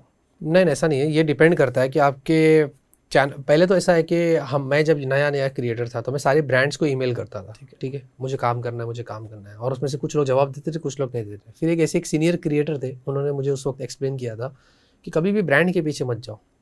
अगर आप में वैल्यू है, अगर आप डिजर्व करते हो तो ब्रांड तुम्हारे पास खुद आएगी, और जिस दिन ब्रांड आपके पास आएगी ना, फिर आप खुद ब्रांड को कंट्रोल कर सकोगे और आप अपने हिसाब से चीज़ें सामने रख सकोगे। लेकिन जिस दिन आपने ब्रांड के पीछे भागना शुरू किया तो ब्रांड आपको कंट्रोल करना शुरू कर डालेगी, क्योंकि फिर आप मजबूर है ना कि आपको उनके साथ काम करना है। बिल्कुल। तो आई थिंक ये भी डिपेंड करता है कि सामने वाला बंदा जो है उसके रिलेशनशिप कैसे है, उस पे चैनल पे वो किस तरीके की कंटेंट्स डाल रहा है, उसको व्यूज़ कितने आता है, क्योंकि आजकल व्यूज़ का बहुत लफड़ा चलता है। सारे ब्रांड्स के लिए व्यूज़ बहुत ज़रूरी है। रिलेशनशिप रहता है बट व्यूज़ भी बहुत मैटर करता है। तो जितना ज़्यादा व्यूज़ आएंगे उतने ज़्यादा उसको कंटेंट मिलेंगे, और उसके ऊपर उसके जितने चार्जेस है पर वीडियो के वो जो लेता है उसके ऊपर फिर वो उतना अर्न होता है। तो ये आई थिंक सब्सक्राइबर्स पे डिपेंड नहीं करता है, ये व्यूज़ पे भी डिपेंड करता है, वैसा है। तो जो चार्जेस होते हैं वो आप डिसाइड करते हो या फिर उधर से आता है कि हाँ ठीक है हम इतने पैसे दे देंगे आपको, या फिर आप यहाँ से बार्गेन करते हो कि यार ये मुझे ऐसा इतना पैसा चाहिए मुझे? इंडस्ट्री रेट होता है सबका अपना अपना, ठीक है। जैसे कि जो एक्टर्स होते हैं और किसी भी फील्ड में जो लोग होते हैं जिनका एडवर्टाइजमेंट का जो फी लेते हैं, वो चाहे वो आज कोई भी फील्ड में हो, हमारा भी जैसे कि कोई स्पॉन्सरशिप होता है, हमारा अपना खुद का एक रेट होता है, हम वो फिक्स्ड रेट दे देते हैं कि इतना रहेगा और उस हिसाब से हम काम करेंगे। तो वैसा काम होता है। इंडिया के टॉप 5 टेक कंटेंट क्रिएटर्स का कितना रेट होगा, अगर आप बिना नाम लेके बता दें? नाम लेके बताए तो बताएं, वरना एल्स भी बताओ मुझे कितना रेट मुझे आइडिया नहीं है कौन कितना कमाता है, ये तो मुझे पता ही नहीं है। मतलब आपको अपना पता है? मेरा तो मैं कैसे तो कितना है बताएंगे? नहीं बता सकती। मतलब ये एक्चुअली में यूट्यूब की ही पॉलिसी नहीं है कि हम जो काम करते हैं हम हमारी अर्निंग्स किसी से शेयर करें। और वैसे भी ये लोगों के लिए भी फीडबैक है या सजेशन है कि आप कहीं पर भी काम करते हो, किसी भी बड़ी कंपनी में हो या किसी छोटी कंपनी में हो, कोई भी हो, अपनी सैलरी अपनी इनकम ये सब किसी से शेयर मत करो। हमें नहीं पता सामने वाला कैसा है, कौन क्या सोचता है वगैरह। तो हम लोग भी ये सब चीज़ काम करते हैं, बस सबको पता है कि क्या चलता है। ओके तो मतलब रोज अभी क्लियर नहीं करेंगे कितना चलता है, बट हाँ मैं कुछ पता कर रहा था, मतलब मेरे को इन्फॉर्मेशन लोग मिलती रहती है, थोड़ा मीडिया में रहते तो हाँ। तो मतलब सॉलिड कमाई हो जाती है टेक कंटेंट क्रिएटर्स की। कुछ तो मेरे को बोल रहे थे कि एक एक रील के लोग 30-30 लाख रुपए लेते हैं। नहीं मतलब बहुत ज़्यादा एक स्पेसिफिक कंटेंट क्रिएटर के बारे में आया था।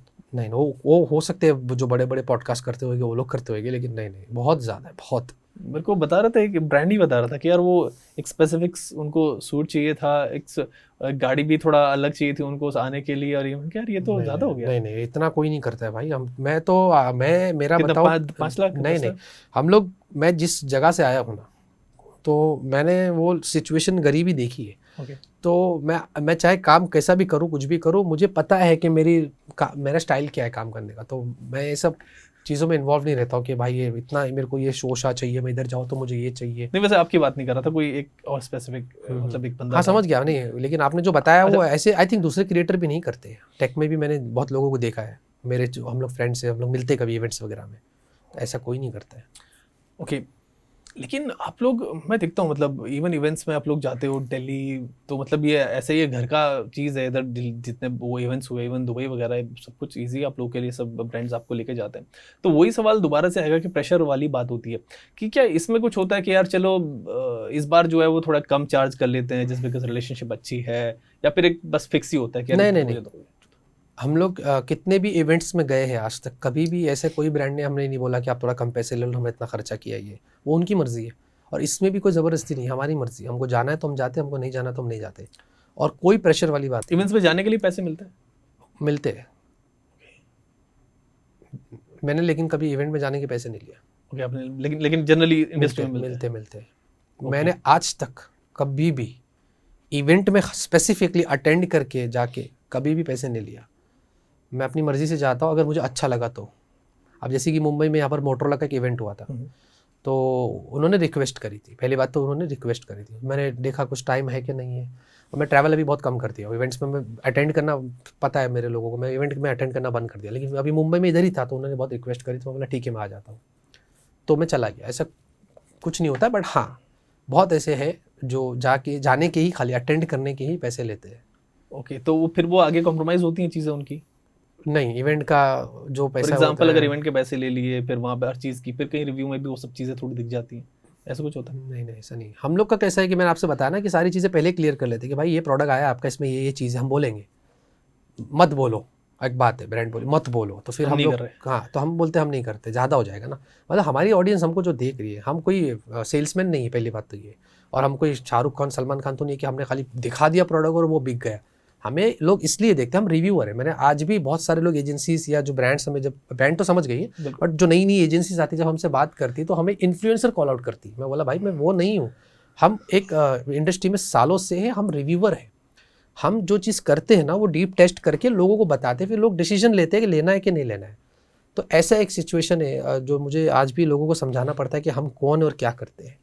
कुछ एजेंसी जैसे आपने बात की, एजेंसीज भी मैनेज करती है कंटेंट क्रिएटर्स को, और बिकॉज वो मैनेज करती हैं तो उसके चार्जेस भी कंटेंट क्रिएटर्स लेते हैं, क्योंकि एक एजेंसी होती है। तो क्या जब उस एजेंसी के पास प्रोडक्ट्स आते होंगे, कुछ चीज़ें आती होंगी, तो वहाँ कुछ कॉम्प्रोमाइज़ होता होगा कि वहाँ थोड़ी ओपिनियंस लोगों की बदल जाती होंगी क्या टेक कंटेंट क्रिएटर्स में? मुझे इतना तो इंडस्ट्री के अंदर क्या हो रहा है इतना तो डीप नहीं पता है, वैसे बस लेकिन पता तो होगा, मतलब आप बहुत आप इतने पुराने हो यार, हाँ मतलब है, लेकिन मैं किसी एजेंसी के साथ इन्वॉल्व नहीं हूँ। हाँ, एजेंसी की नहीं बात कर रहा हूँ, मतलब नॉर्मल जो मार्केट में चल रहा है वो। होता होगा, क्यों नहीं। मतलब मैं तो आज तक जितने साल से काम कर रहा हूँ, मैं किसी भी एजेंसी के साथ जुड़ा हुआ नहीं हूँ। मैं इंडिपेंडेंटली काम करता हूँ, और ये मैंने पहले भी बहुत बार बताया है। कोई भी बीच में किसी को नहीं, मैं डायरेक्ट बात करता हूँ, डायरेक्ट काम करता हूँ, मुझे वही जमता है। ऐसा है। AI प्लस पे भी बात करते हैं आप भी उसमें एक फेस रहे हैं, बल्कि सारे कंटेंट क्रिएटर्स जो है उसमें चीज़ें उनके साथ हुई हैं। तो ये AI प्लस वाली कंट्रोवर्सी क्या थी भाई? मतलब मान के चलिए आप एक फ़ोन बनाते हो और कंटेंट क्रिएटर्स को यूज़ करते हैं, चेक करते हैं, उसके अंदर कोई चीज़ ऐसी होती है जो आप बता रहे थे कि भाई पूरा मेड इन इंडिया वाला आपने प्रचार किया, पूरा एडवर्टाइज़ किया हमारा फ़ोन ये है, उसके अंदर जो है वो चाइनीज़ कनेक्शन मिलता है। लोगों ने बनाया, और जब बनाया तो उनके ऊपर नोटिसेस आ गए। तो ये पूरा एक चीज़ समझाओ क्या हुआ था इसमें? देखिए बात ये है कि चाइना के ऐप्स, चाइनीज़ ऐप्स हर फ़ोन में होते हैं। आपके भी फ़ोन में रहेगा, मेरे भी फ़ोन में रहेगा। ये 4-5 दिन लोग बात करेंगे, 6-7वें दिन पे लोग भूल जाएंगे। आई थिंक इस चीज़ को कंस्ट्रक्टिवली ब्रांड को लेना चाहिए। आप देखिए पूरे यूट्यूब के अंदर ओप्पो, सैमसंग, दुनिया क्या क्या वीडियो बनाती है। एप्पल को तो मैं कितना ट्रोल करता, आज तक एप्पल ने कभी उनको तो पड़ी भी नहीं, एक बात है। तो आधे से ज़्यादा यूट्यूब के वीडियोस डिलीट हो गए थे। अगर हर ब्रांड ऐसे ही सबके ऊपर लीगल नोटिस भेज के वीडियो डाउन करवाती, तो मेरे हिसाब से जितनी भी ब्रांड्स, मेरा एक फीडबैक है जो मैंने पहले भी बोला, और इसके लिए मैंने ट्वीट भी किया था, कंस्ट्रक्टिवली हर चीज़ को लेनी चाहिए। अगर आपके फ़ोन में कुछ ऐसा ऐसा है तो ठीक है, हम इसको फिक्स्ड कर देंगे। और कस्टमर जो होते हैं, जो उनके प्रोडक्ट्स लेते हैं, उनके सामने उनको बहुत ट्रांसपेरेंट होना पड़ेगा। यही चीज़ मैंने सारे ब्रांड्स को समझाया है। ये लीगल नोटिस वाले चक्कर में नहीं पड़ना चाहिए, क्योंकि क्या हो जाता है कि एक को आपने लीगल नोटिस भेजा, फिर 2 को भेजा, 3 को भेजा, और ऐसा मेरे ऊपर भी लगभग 3 लीगल नोटिस है। एक कंपनी है बाइट पे करके है, विजय सेल्स के साथ मेरा प्रॉब्लम हुआ था। फिर उसके बाद एक और ब्रांड है, 3 लोगों ने मुझे लीगल नोटिस भेजा। तो ये चीज़ मुझ पर भी बीती है। तो मुझे ऐसा लगता है कि कहीं ना कहीं जितनी भी जो अभी ब्रांड, और ख़ास करके जो AI प्लस है, ये अगर ये चीज़ों को इग्नोर कर लेती और चुपचाप से अपने प्रोडक्ट्स लॉन्च करती, तो आई थिंक प्रॉब्लम नहीं था।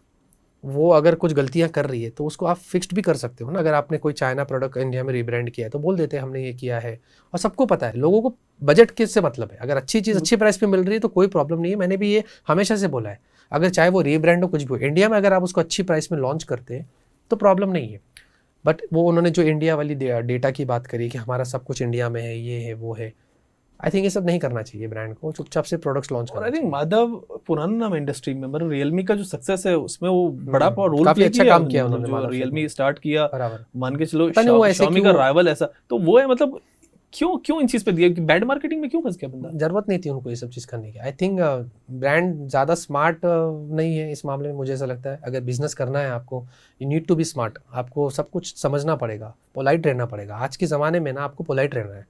मैं मेरे ऑडियंस के सामने टेक न्यूज़ में मेरा एक सेक्शन होता है टेक न्यूज़ का, मैं आता हूँ, हमेशा से गलती होती है, माफ़ी मांगता हूँ, मैं उनसे सजेशन और फीडबैक लेता हूँ। क्योंकि मुझे ऐसा लगता है ऑडियंस जो है, आपके भी जो अभी व्यूवर्स है, जो भी चैनल है, जहाँ पर भी आप काम करते हो, ऑडियंस जो है सबका बाप है। ऑडियंस जो है उससे बढ़कर कोई नहीं है इस फील्ड में, चाहे आप कोई भी हो। ऑडियंस ने अगर आपको, अगर ऑडियंस है तो आप हो, ऑडियंस नहीं हो तो आप ज़ीरो हो, चाहे वो मैं हूँ, ब्रांड हो, कोई भी हो। इसीलिए ये आई थिंक ये लोग स्मार्टली नहीं खेल पाए, और लड़ाई झगड़ों के चक्करों में इनका और ज़्यादा नुकसान हो गया। अब इतनी बैड मार्केटिंग हो गई है, अब क्या एडवाइस करेंगे इनको?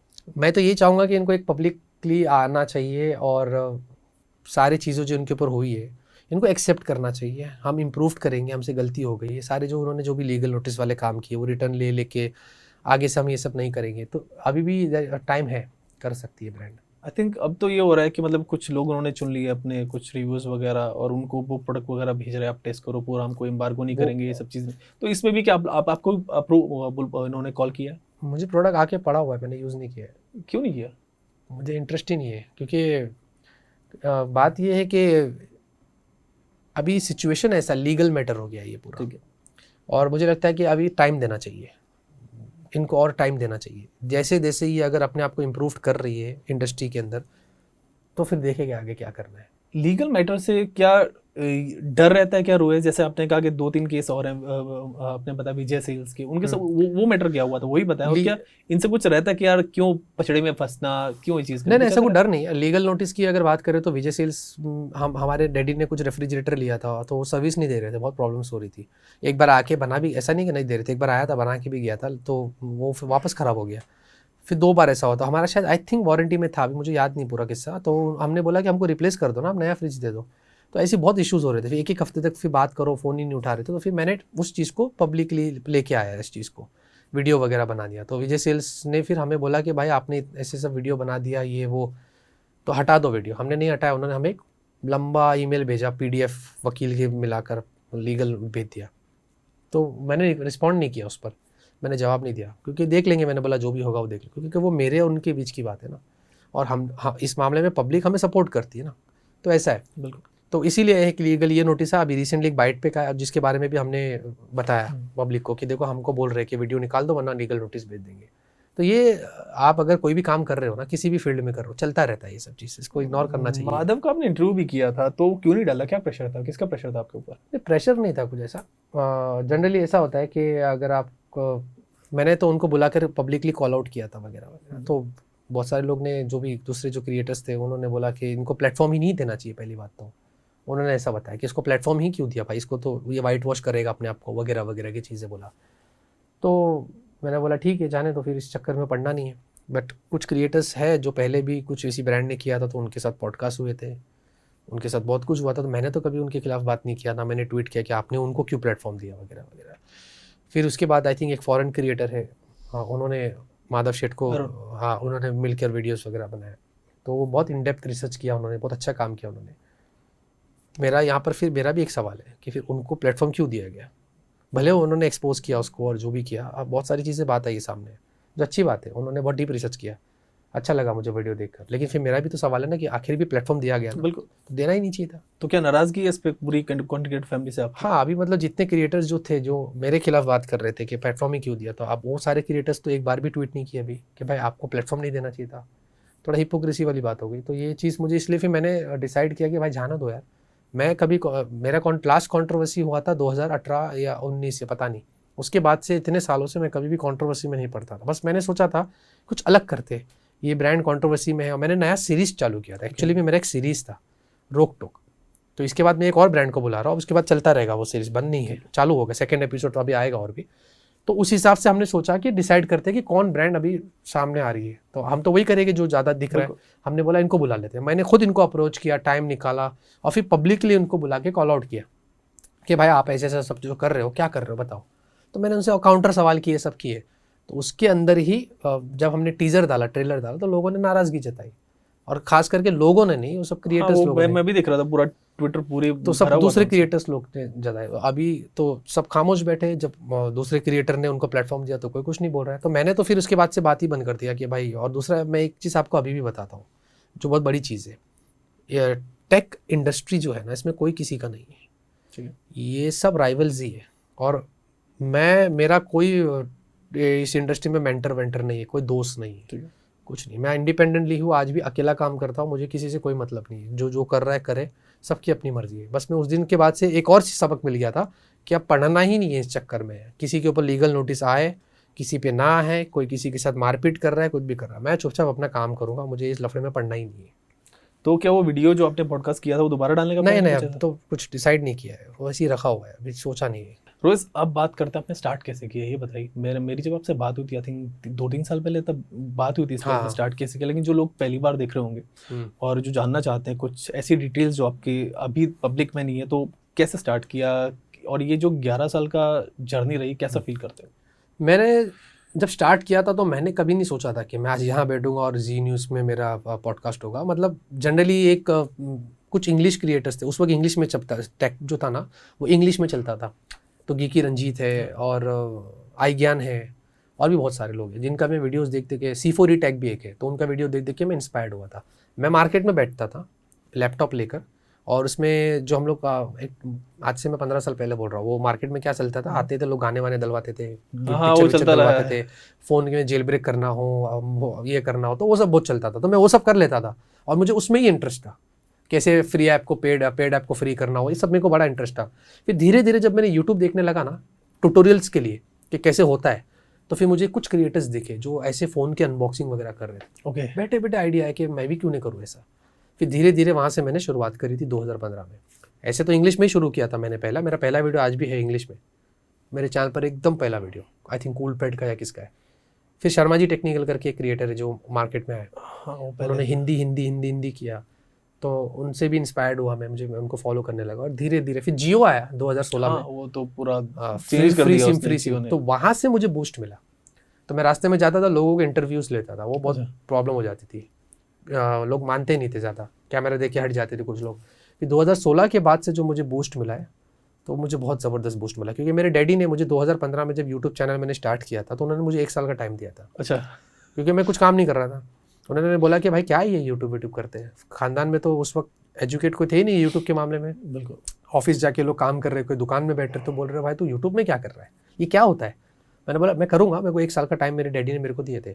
और आप यकीन नहीं करेंगे, कुदरती एंड ऑफ 2015 की एंड में ही 2016 में मेरे को 10,000 सब्सक्राइबर का मेरे डैडी ने बोला था, 10,000 सब्सक्राइबर तेरे होंगे ना। अच्छा, टारगेट किया था 1 साल में, तो तू भाई कर लेना, और मेरे 1 लाख हो गए। अरे, और जियो से जो मुझे ग्रोथ मिला है वो बहुत ज़बरदस्त मिला। और उसके बाद धीरे धीरे धीरे फिर मेरा चैनल जो पकड़ा, तो सब लोगों को लगा कि भाई, और पहली ही जो मेरी पेमेंट थी वो 50,000 रुपये की थी। फर्स्ट पेमेंट मैंने माँ बाप को 5,000 भी कमा के नहीं दिया ज़िंदगी में उस टाइम पर, और सोचो 1 साल के अंदर 50,000 रुपये हाथ में आ गए थे। लेकिन उसमें भी एक ऐसा था कि अल्लाह का एक इम्तिहान था कि मेरे को एडसेंस मेरा डिसेबल्ड हो गया। हाँ, ये भी स्टोरी आपने लास्ट में बताई, इसको प्लीज़ बता। तो वो एडसेंस कैसा होता है कि आपके चैनल पे जो एड्स आते हैं, कभी इनवैलिड क्लिक्स आ जाती है, जो मैंने तो कभी किया नहीं, मुझे पता भी नहीं था वो चीज़ क्या होती है। तो वो एडसेंस डिसेबल्ड हो गया, तो मैं बहुत परेशान हो गया। मेरे 50,000 आने वाले थे, और मेरे को इनकम और मेरा मोटिवेशन वाला पार्ट था बिल्कुल, और फिर डिमोटिवेशन वाली बात हो गई, और चैनल अभी बस ऊपर ही चढ़ रहा था कि ऐसा लग रहा था कि अब क्या करूँ। फिर मैंने कुछ क्रिएटर्स थे उस टाइम पर बात किया, तो उन्होंने बोला कि एक नया चैनल बना ले। मैं सोचा यार इस पर इतनी मेहनत किया, 1 लाख सब्सक्राइबर्स होने को है, और अभी नए नए पैसे भी आ रहे, मैं कैसे करूँगा। तो मैंने कुछ नहीं किया, बस मैं थोड़ा नमाज ज़्यादा पढ़ने लगा, मस्जिद में जाके थोड़ा दुआ करने लगा। कैसे भी करके गूगल वालों से मेरी मीटिंग हुई, ईमेल कर करके गूगल वालों से मेरी मीटिंग हुई। एक इवेंट था उनका, मैं वहाँ गया, एक लड़की से बोला कि मेरे चैनल पर ऐसा ऐसा हो गया, तो आप मेरी कुछ हेल्प कर सकते क्या। तो उन्होंने बोला है कि आपका ना परमानेंटली डिसेबल्ड हो गया है एडसेंस। तो एड्स जो आती है उस पर रेवेन्यू आती थी, पहले स्पॉन्सरशिप इतना नहीं था। हाँ, पहले हमारी थोड़ा रेवेन्यू एड्स से यूट्यूब के एड्स के ऊपर चलती थी, स्पॉन्सरशिप थोड़े बहुत मिलते थे, और रकम भी इतनी ज़्यादा नहीं ले पाते थे, नए नए थे। तो उन्होंने बोला कि आपका परमानेंट डिसेबल्ड हो जाएगा, आप कुछ नहीं कर सकते। मैंने बोला आप ट्राई तो करिएगा। बोले मैं कोशिश करती हूँ। तो मैंने उनको बस वहाँ एक ही बात बोला था कि मेरे को अल्लाह पे भरोसा है, अगर होना है तो मेरे को वही भरोसा हो जाएगा। 1 हफ्ते बाद मैं काम करना चालू किया, मैंने बंद नहीं किया। मतलब एक मोटिवेशन वाली बात है लोगों के लिए, आज कुछ हो जाता है तो लोग बैठ जाते ना, मैं नहीं करना है, काम छोड़ दिया। नहीं, मैंने छोड़ा नहीं था, बहुत डिप्रेशन में था मैं। 1 हफ्ते के बाद मुझे गूगल वाले का कॉल आया, उन्होंने बोला कि आप अपना एडसेंस ओपन करके देखिए खुलता है क्या। मैंने ओपन किया तो वो पेज वो लाइव हो गया, क्योंकि पहले नहीं खुल रहा था, वो डिसेबल था। और वहाँ पर कुछ 49-50 समथिंग थाउजेंड की रकम थी। नेक्स्ट मंथ में वो पैसे आ गए, और डैडी के हाथ में मैंने बोला देखो मेरे को इतना पैसा आया है। तो मेरे डैडी को ऐसा लगा कि हाँ ये कर सकता है, इसमें इतना पैसा एक बार में आ गया। और मेरे पास जो भी चीज़ें थी, लैपटॉप और ये सब, मैंने खुद से सब सेटअप बनाया था, चप्पल के स्टैंड के पास कोने में बैठ के। आज भी बहुत सारे लोगों को पता है कि मैं कैसे आगे आया। तो लैपटॉप के भी पैसे नहीं थे, मेरे डैडी ने मुझे EMI से दिलाए थे, उनके पास भी पैसे नहीं थे, तो उन्होंने भी EMI का जुगाड़ करके दिलाया था। फिर धीरे धीरे धीरे धीरे आगे बढ़ता गया, और वहीं से जर्नी चालू हुई। खास करके लोग मुझे पहले कंट्रोवर्शियल फिगर के नाम से जानते थे, शर्मा जी से, और अपने टेक्निकल गुरु जी आज बहुत बड़े क्रिएटर हैं, उनके साथ में थोड़ा प्रॉब्लम हो गया था। तो दिखता है और बिकता है वाली बात हो गई थी कि जो दिख रहा है वो बिकता है, तो मैं दिखता बहुत था सब चक्करों में। तो वहाँ से नेगेटिव मार्केटिंग ये वो सब होते क्या हुआ था क्या वैसे रोज? मतलब कुछ चीज़ें ऐसी हुई थी जो शर्मा जी के साथ मैंने शेयर की थी, उन्होंने मुझे क्रेडिट नहीं दिया, उन्होंने अपना लगा के डाल दिया। और फिर लोगों ने, शर्मा जी तब बड़े क्रिएटर थे, मैं बहुत छोटा था, मेरे 1000-2000 थे, उनके 50,000 थे। तो लोगों ने फिर शर्मा जी से क्वेश्चन करने लगा कि भाई आपने गलत किया रहेगा शायद। तो फिर उसके बाद फिर वो बात आगे बढ़ी, फिर वो प्रॉब्लम हो गई। फिर यहाँ से मुंबई से एक क्रिएटर है योर इंडियन कंज्यूमर, वो बीच में आए, वहाँ से टेक्निकल गुरु जी बीच में। तो ये चारों के बीच में जो कॉन्ट्रोवर्सीज चली है, फिर वो कुछ न्यूज़ चैनल उस वक्त यूट्यूब पे होते थे टेक वाले, तो वो लोग हम लोग के न्यूज़ भी डालते, तो वहाँ से पॉपुलैरिटी मिली। तो वैसे भी ग्रोथ मिला है मुझे वहाँ से बहुत। नहीं सही है रोहित, मतलब ऐसा आप बता रहे 2016 का पार्ट मिला और फिर 2020 में तो कोविड आ गया था। कोविड आ गया, उस वक्त भी बड़ा मतलब हाँ, जो था वो अच्छा खासा आपको स्पेस मैं मिला। अपने आप को बहुत लकी समझता हूँ और मैं इतना शुक्र करता हूँ अल्लाह का कि जिस वक्त कोविड हुआ इंडिया के अंदर, हमने देखा कंडीशन बहुत बुरी थी, बिल्कुल इतनी बुरी थी कि मतलब मैंने जिन लोगों को कमा के खाते हुए देखा था, ऐसा सिचुएशन था कि वो लोग भी राशन की लाइन में खड़े थे, और जहाँ खाना मिलता है फ्री में, जो लोग जब उस वक्त बहुत सारे लोगों ने अच्छे अच्छे काम किए थे, उस लाइन में भी मैंने उन लोगों को खाना लेते हुए देखा था। तो मुझे ऐसा लगता था यार इतना बड़ा एहसान है अल्लाह का मेरे ऊपर कि मैं यूट्यूब के, क्योंकि क्या था कोविड के सिचुएशन में लोगों की डेली इनकम भी होती थी ना, कुछ बिल्कुल। लोगों को काम Exactly, किए हो रात जाता। शाम में पैसा मिल गया, अब वो बंद हो गया बिल्कुल। क्योंकि कांटेक्ट ही नहीं हो रहा था किसी का एक दूसरे के साथ में, खड़े रहने के लिए मना कर दिया था, तो लोग परेशान हो गए थे। लेकिन यूट्यूबर्स ही ऐसे थे जो मैं ओपनली बताता हूँ, जिनको घर बैठे शूट करना था और उनको डॉलर में पैसे आ रहे थे। तो मुझे ऐसा लगता था कि यार इतना बड़ा एहसान मेरे ऊपर है अल्लाह का कि मैं ये काम कर रहा था और मुझे कोई प्रॉब्लम नहीं हुआ इसके अंदर। तो मुझे आज भी ऐसा लगता है कि मैं बहुत लकी हूँ कि मैं ये चीज़ कर रहा हूँ, ये फील्ड में हूँ। बिल्कुल रोहित, अगर टेक यूट्यूबर नहीं होते, कंटेंट क्रिएटर नहीं होते, तो फिर क्या कर रहे होते? देखिए मैं, पहला मेरा एम टेक नहीं था। मैं अगर आज से 20 साल पहले की बात करूँ, 2006-7 की, तो मुझे गेमिंग में बहुत इंटरेस्ट था। मैं स्कूल से भी है ना, जब ट्यूशन से भी बंक नहीं करता था कभी, लेकिन ट्यूशन हो जाता था ना, तो वहाँ से निकल कर गेम की दुकान में जाता था। पहले वो PS2 चलता था, PS2 बहुत चलता, PS3 वगैरह सब बाद में, तो वहाँ पर, और फिर वो ऐसे वाले भी गेम्स होते थे। तो मैं वहाँ जाके, मेरे पास पैसे नहीं होते थे, तो मेरी दादी कभी कभी मेरे घर पे आती थी ना, तो मुझे 10 रुपये देती थी। वो उतने रकम 10-50 कभी कभी 100 दे देती थी। 100 मिल जाता तो हम लोग का बोनस हो जाता था। तो हम लोग जाते थे और 50-50 20-20 रुपये आधा घंटा, और आई थिंक 50 रुपये 1 घंटा, ऐसा कुछ होता था। तो वहाँ जाके हम लोग खड़े रहते थे। तो मुझे बहुत शौक था WWE की गेम्स का, तो बहुत शौक था, GTA का शौक था, उस वक्त वाइस सिटी वगैरह सब चलता था। तो आई थिंक मैं अगर टेक यूट्यूबर नहीं होता तो शायद मैं गेमर ही होता, क्योंकि मैं उसके लिए फिर 2010 में जब लंदन गया था, मेरे डैडी ने मेरे पीछे कुछ 1.5-2 लाख रुपए खर्च किए थे कि जाके कुछ करेगा भला, इधर से तू वहाँ चला जाए, यहाँ कुछ नहीं कर रहा है। तो उधर गया, होम सिक फील हुआ, वहाँ पर अकेलापन लग रहा था। मेरे भाई थे वहाँ पर, लेकिन मुझे अजीब लग रहा था। तो जिस कॉलेज में मैं गया था बिजनेस मैनेजमेंट के लिए, मैं वो कॉलेज छोड़ के वहाँ पर एक गेम डेवलपमेंट वाली कॉलेज थी, वहाँ जाता था, जबकि मुझे वहाँ पर कोई लेना देना नहीं था। बस इनविटेशन के लिए ऑनलाइन अप्लाई करता था, इनविटेशन आता था, वो फिर अंदर चला जाता था, और वो गेम डेवलपर्स के बारे में सब बताते थे, बैठ के सेमिनार्स अटेंड करता था, देखता था। फिर मैंने पेमेंट की बात आई कि आप अब जिसको इंटरेस्ट है, तो वहाँ पे काउंटर था कि आप, तो उनके पास गया तो 7,000 पाउंड उन्होंने बोला कि आपको भरना है। मैंने डैडी को फ़ोन लगाया कि मेरे को 7,000 पाउंड चाहिए। मेरे डैडी बोले तो कौन कितना होता है 7,000 पाउंड? 5-5.5-6 लाख वो टाइम के यूरोस के हिसाब, पाउंड के हिसाब से बता रहा हूँ। तो बोले इतना पैसा मेरे पास कहाँ से लाऊंगा मैं? तो वहाँ से मैंने उम्मीद छोड़ दिया, मतलब जाने दे भाई। मैं और वैसा नहीं था कि मेरे बाप को परेशान करूँ, मैंने बोला छोड़ो, नहीं होता तो कोई बात नहीं। फिर उसके बाद जब मैं आया इधर 2011 में 10 में इधर आ गया था, फिर उसके बाद मैं कुछ नहीं करता था। मैं कॉल सेंटर में काम करता था, बैक ऑफिस में काम करता था, वो कान पे हेडफोन लगा के कॉल करते ना, मैंने वो भी किया है 6-6 महीना 2 कंपनीज में ये सब किया।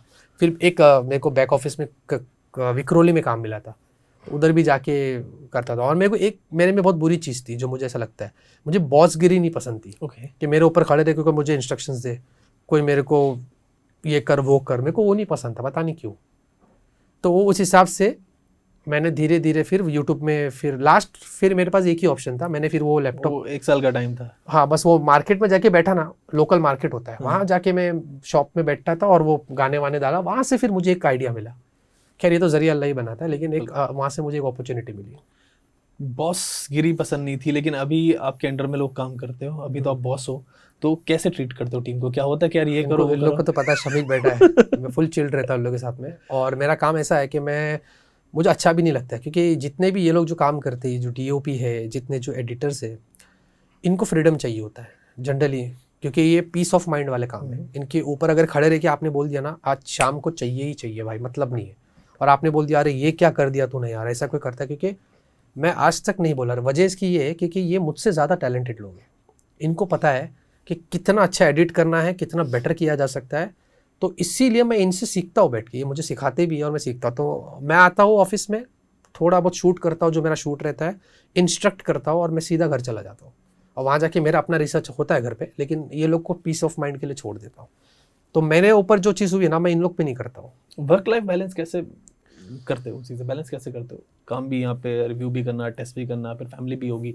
और अभी अब्बा का क्या रिएक्शन रहता है कि यार मतलब तब तो आज से 10-11 साल पहले थोड़ा हाँ, ऐसा था, अभी क्या फील होता है? नहीं है कभी तो पुरानी बात जितना मैं काम करता हूँ उतना मेरे डैडी को अच्छा लगता है कि भाई ये काम कर रहा है। और अभी मैं ऑफिस जो है, मेरा ऑफिस इधर है, तो मेरा जो घर है वो 15-20 मिनट लगता है, तो मुझे आना जाना पड़ता है। तो मैं ऑफिस में आता हूँ, शूट करता हूँ, इनपुट्स देता हूँ, थंबनेल्स भी जो होते हैं वो भी मैं फाइनलाइज करता हूँ। ओके। हर चीज़ जो हम लोग रिसर्च करते हैं उसमें भी कितनी चीज़ें निकालना करना।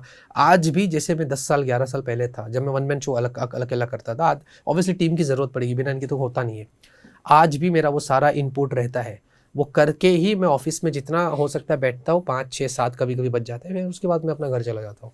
और वाइफ भी अच्छी है, अंडरस्टैंडिंग है, तो ज़्यादा कुछ बोलती नहीं। 2 बच्चे, तो वो एक स्कूल जाती है, एक तो बहुत छोटा है, तो वो समझ जाते हो। व्लॉग्स वगैरह बनाते हैं आप? मेरी वाइफ बनाती अच्छा, है, पहले बनाते थे शायद। अभी भी करती है, वो अच्छा, उसका अभी भी चैनल है एक। तो हम लोग अभी स्विट्जरलैंड वगैरह इधर उधर घूमने जाते हैं, साल में एक बार मैं कहीं भी घूमने जाता हूँ फैमिली को लेकर, ताकि उनको अच्छा लगे। वरना तो वो बेचारी पूरे दिन घर में ही रहती है, मैं पूरा दिन ऑफिस में रहता, तो कहीं ना कहीं एक फैमिली स्पेस होना बिल्कुल। चाहिए। रोहित, 10 साल से 11 साल से अब तक क्या चेंज है लाइफ में? एज इन के एक वक्त में जब आप कह रहे हो बहुत कम चीज़ें थी, और अभी आप एक तरीके से सब चीज़ कहें, जो चीज़ चाहो आप वो खरीद सकते हो, वो पा सकते हो, वो ले सकते हो। क्या लाइफ में चेंज आया तब से अब तक? चेंज तो बहुत आया है। मतलब मैं आपसे बताया ना कि मैं जितना अल्लाह का शुक्र करता हूँ उतना कम है। आज भी जितना मैं करूँ उतना मुझे लगता है कि कहीं मिस तो नहीं हो गया, मैंने कम शुक्र कर लिया, ऐसा लगता है कभी कभी। क्योंकि मैं जिस कंडीशन से ऊपर आया हूँ और आज जिस मुकाम पे मैं बैठा हूँ, तो मुझे लगता है कि अल्लाह का बहुत बड़ा एहसान है कि उन्होंने मेरे पे इतनी सारी चीज़ें मुझे मिली है। तो चेंज तो बहुत आया है, लेकिन फिर भी मुझे आखिर भी जब भी मैं कोई चीज़ करता हूँ अपनी ज़िंदगी में, तो मुझे वो चीज़ याद आती है जैसे मैं था। मेरे पास कुछ नहीं था, 10 रुपये भी नहीं होते थे जेब में। एक बात है, कॉलेज भी जाता था तो डैडी और माँ बाप ने जितना संभाला है मुझे, तो मेरी एक रिस्पॉन्सिबिलिटी है, तो मुझे वो समझने आता है। अभी जो बंदे कंटेंट क्रिएट करना चाहते हैं, इवन तो बहुत मैसी हो गई हैं चीज़ें, अब अगर कोई ये कहे कि यार डिफरेंट करो, तो डिफरेंट भी इतना हो गया है कि मतलब अब क्या है डिफरेंट, क्या कोई टॉपिक बंदा करे निकलेगा, बात क्या वो करे? है। तो क्या ये स्पेस क्लोज हो गया अब यूट्यूब का, या फिर अभी स्पेस है यहाँ पे और लोग आ सकते हैं, अपना और कुछ बना सकते हैं, टेक ही नहीं किसी और चीज़ में भी आ सकते हैं? तो किस तरीके से को स्टार्ट करें? मुझे अभी तो जैसे कि मैंने आपको बताया ना, बहुत डिफिकल्ट फेस है ये, बहुत डिफिकल्ट फेस है। और जब से एआई आया है ना, तो हर आदमी कुछ भी कर रहा है। अभी मैंने रिसेंटली एक वीडियो देखा था, मेरी बेटी देखती है, आलू सब्जी वाला कोई वीडियो है, वो कैरेक्टर बनाता है आलू का, ओके। सब्जियों का कैरेक्टर है, और वो आपस में एक दूसरे से बात करते हैं, उनकी फैमिली लाइफ बताता है। ओके। आलू ने सब्जी को आलू ने मूली को धोखा दे दिया, मूली ने आलू को ये कर दिया, शादी कर लेते, फिर ये वो बाहर चला जाता है। तो एआई से ये सब लोग कर रहे हैं। मेरा मानना ये है कि आपको अगर पैसे कमाने हैं ना, और अगर आपको कुछ करना है तो करना है, ऐसा है। तो अगर आपके पास थोड़ा सा भी नॉलेज है, पैशन है, सबसे बड़ी चीज़ इसमें क्या होती है कि जब लोग काम करते हैं ना, तो उसमें पेशेंस बहुत ज़रूरी है। पेशेंस बहुत ज़रूरी है और फेथ भी बहुत ज़रूरी है। अगर आपने काम किया है, 1 महीने में बोलेंगे मेरा कुछ नहीं हो रहा है, बंद करके चला गया, तो ऐसा नहीं है। थोड़ा सा वेट करना पड़ता है, इसमें धीरे धीरे ग्रोथ मिलता है, चाहे भी आप किसी भी फील्ड में हो। मेरा एक कज़िन भाई है, व्लॉग बनाता था, आज है नहीं, वो यूएस में है। 1-1.5 महीने बाद मुझे मैसेज करता है, अरे यार मेरे को ग्रोथ नहीं मिल रही है। मैंने बोला 1-1.5 महीने में कहाँ से ग्रोथ मिलती है भाई? बिल्कुल। जब तक तूने अगर किसी को जाके लाफा ना मार दिया हो, बड़े नेता को या किसी सेलिब्रिटी को, तो अलग बात है। तो फिर समझ गया वो पेशेंस का गेम है। पेशेंस से एक चीज़ मेरे याद आई, आपने भी कहा कि जब आपको एडसेंस वाला इशू हुआ तो आपने मतलब मायूस नहीं हुए एक तरीके से, और फिर वहाँ पे लगे रहे, वीडियो बनाए। तो अक्सर पेशेंस का ट्रांसलेशन सब्र कर देते हैं लोग ना, कि सब्र रखना चाहिए, बट आई थिंक बड़ा मिस ट्रांसलेटेड वर्ड है ये सब्र। सब्र का बेसिक मीनिंग लोग ये सोचते हैं कि हाथ पे हाथ रख के बैठ गए। तो सब्र का बेसिक मतलब यही है कि आपको जो कर रहे थे ना वो करते रहने का है, करते वो रहना है। स्ट्रगल करते रहने का है, वो बाद में चीज़ें सही हो जाएंगी। पेशेंस वो रखना है बिल्कुल। साथ साथ में। तो मतलब वो हाथ पे हाथ रखने वाला पेशेंस नहीं है यहाँ पे, जो जिसकी बात रोहित कर रहे हैं कि आप पेशेंस, कंटिन्यू काम करते रहो करो काम और के साथ। पेशेंस रखो, काम करो, पेशेंस रखो। आज नहीं तो कल ग्रोथ मिलेगी। अगर मैं ही एडसेंस बंद करके मेरा हुआ और मैं ही बैठ जाता, तो फिर मैं आज शायद यूट्यूब में नहीं होता था। तो बिल्कुल। और रोहित आजकल ना एक एक वक्त था जब ना लोग कैमरे की बड़ी चीज़ें होती थी कि यार कैमरा फ़ोन लोगों को चाहिए होता है। एक वक्त था जब गेमिंग भी, इवन तो आज भी है, बट मेरी नज़र में थोड़ा गेम का क्रेज़ हल्का सा डाउन हुआ है। आप बता पाओगे बेहतर कि मैं सही हूँ या नहीं, वो मतलब अपॉन यू। तो आज क्या लगता है कि किस चीज़ का क्रेज़ है लोगों को ज़्यादा? मेरे हिसाब से परफॉर्मेंस भी आज की तारीख में बहुत इंपॉर्टेंट है। अगर आप कितना भी अच्छा फ़ोन लॉन्च कर दो और उसमें चिपसेट अच्छी नहीं है, तो पूरे फ़ोन को लोग डिनाई कर देंगे। ऐसा है। बट हाँ, बहुत सारे लोग ऐसे हैं जिनकी कैमरे की भी नीड होती है, किसी को खाली बस नॉर्मल काम के लिए मोबाइल चाहिए होता है, और कुछ ऐसे होते हैं जिनको आज भी गेम्स खेलने होते हैं। और आई थिंक जो पहले BGMI PUBG वगैरह का जो डिमांड था और जो कॉल ऑफ ड्यूटी, वो अब इतना ज़्यादा नहीं, क्योंकि अब से क्या हो गया है, अब धीरे धीरे लोगों को कंसोल लेवल गेम्स मिल रहे हैं, PC लेवल गेम्स मिल रहे हैं एंड्रॉयड में, iOS में, तो वो धीरे धीरे उस पर स्विच कर रहे हैं। तो है, रिक्वायरमेंट सबकी आज भी डिवाइडेड है, ऐसा नहीं कि खाली सबकी एक ही रिक्वायरमेंट है, एक ही चीज़ ट्रेंड में चल रही है, ऐसा नहीं है। कैमरा की आपने बात की, रिक्वायरमेंट है ऑफ कोर्स, मतलब इंस्टा वगैरह आ गया तो और किसी को कैमरा चाहिए होता है। तो कैमरे में सबसे बढ़िया आजकल कैमरा कौन कौन कौन कौन सा ब्रांड दे रहा है? आई थिंक मुझे लगता है कि वीवो, ओप्पो, और इनके भी अगर आप फ्लैगशिप फ़ोन्स लेते हैं तो उसमें आपको अच्छा कैमरा मिलता है। रिसेंटली जो X300 Pro आया है, मैं अल्ट्रा की बात नहीं कर रहा हूँ, X300 अल्ट्रा भी आया है, लेकिन उससे बेहतर मुझे X300 Pro लगा है। और मेरे पास सैमसंग का जो फ़ोन है S25 अल्ट्रा, S26 अल्ट्रा नहीं, S25 अल्ट्रा, जो 1-1.5 साल पुराना है फिर भी पॉलिश्ड है। तो ऐसे कुछ फ़ोन्स है लिमिटेड मार्केट में जो मुझे लगता है कि बेहतरीन कैमरा फ़ोन्स है। हाँ, वीवो का तो मैं देख रहा था, इन लोगों ने काफ़ी कैमरे पे काम किया। आई थिंक पिछले 3 साल में इन्होंने बहुत इम्प्रूव कर दिया। हाँ। और पहले थोड़ा AI फोटो आ रहे थे हाँ। हल्के से, लेकिन अभी तो काफ़ी इम्प्रूव कर दिया। लेकिन वीवो को पीछे एक ही कंपनी ने इस बार छोड़ा है इस साल 2026 में, जो मेरे हिसाब से वो है ओप्पो। ओके, ओप्पो का जो फाइंड X9 अल्ट्रा है ना, आई थिंक मुझे ऐसा लगता है, अगर 2026 में आप मुझसे पूछते कि कौन है कैमरा किंग बताओ 2026 का, तो बताओ आप। Oppo find X9 ultra. Okay, इससे बेहतर फ़ोन मैंने मार्केट में कैमरे को लेकर नहीं देखा। वीवो जो है अभी टॉप बन गया स्मार्टफोन में इंडिया में। तो इन लोगों ने ऐसा क्या किया पिछले 2-3 साल में कि इनकी रैंकिंग ऊपर चली गई है, ज़्यादा फ़ोन बिक मुझे रहे लगता है कि मैंने सुना था लोगों से, ये पता चला, हमने थोड़ा रिसर्च मार्केट किया तो पता चला कि इनकी जो सर्विसेज है वो इम्प्रूव किया है इन्होंने। और दूसरी चीज़, वीवो जो है प्रॉपर ऑडियंस को टारगेट कर रहा है, जो वीवो जान रहा है कि क्या करना है।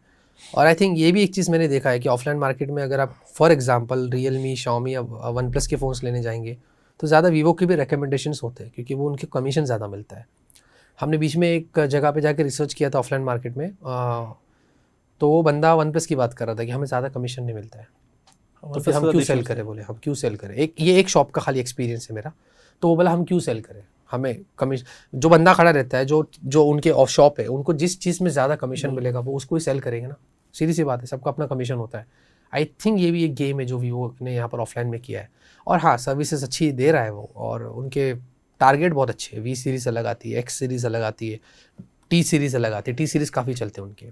अभी सॉफ्टवेयर भी उन्होंने इंप्रूव कर दिया, पहले फन टच चलता था, ओरिजिन, अभी 7 पे भी अगर और अच्छा इंप्रूव कर ले, अभी भी मैंने इनको बोला है, फीडबैक बहुत दिया है कि इस पे भी और काम करना है इनको, और 7 अच्छा आ जाए तो अच्छा है।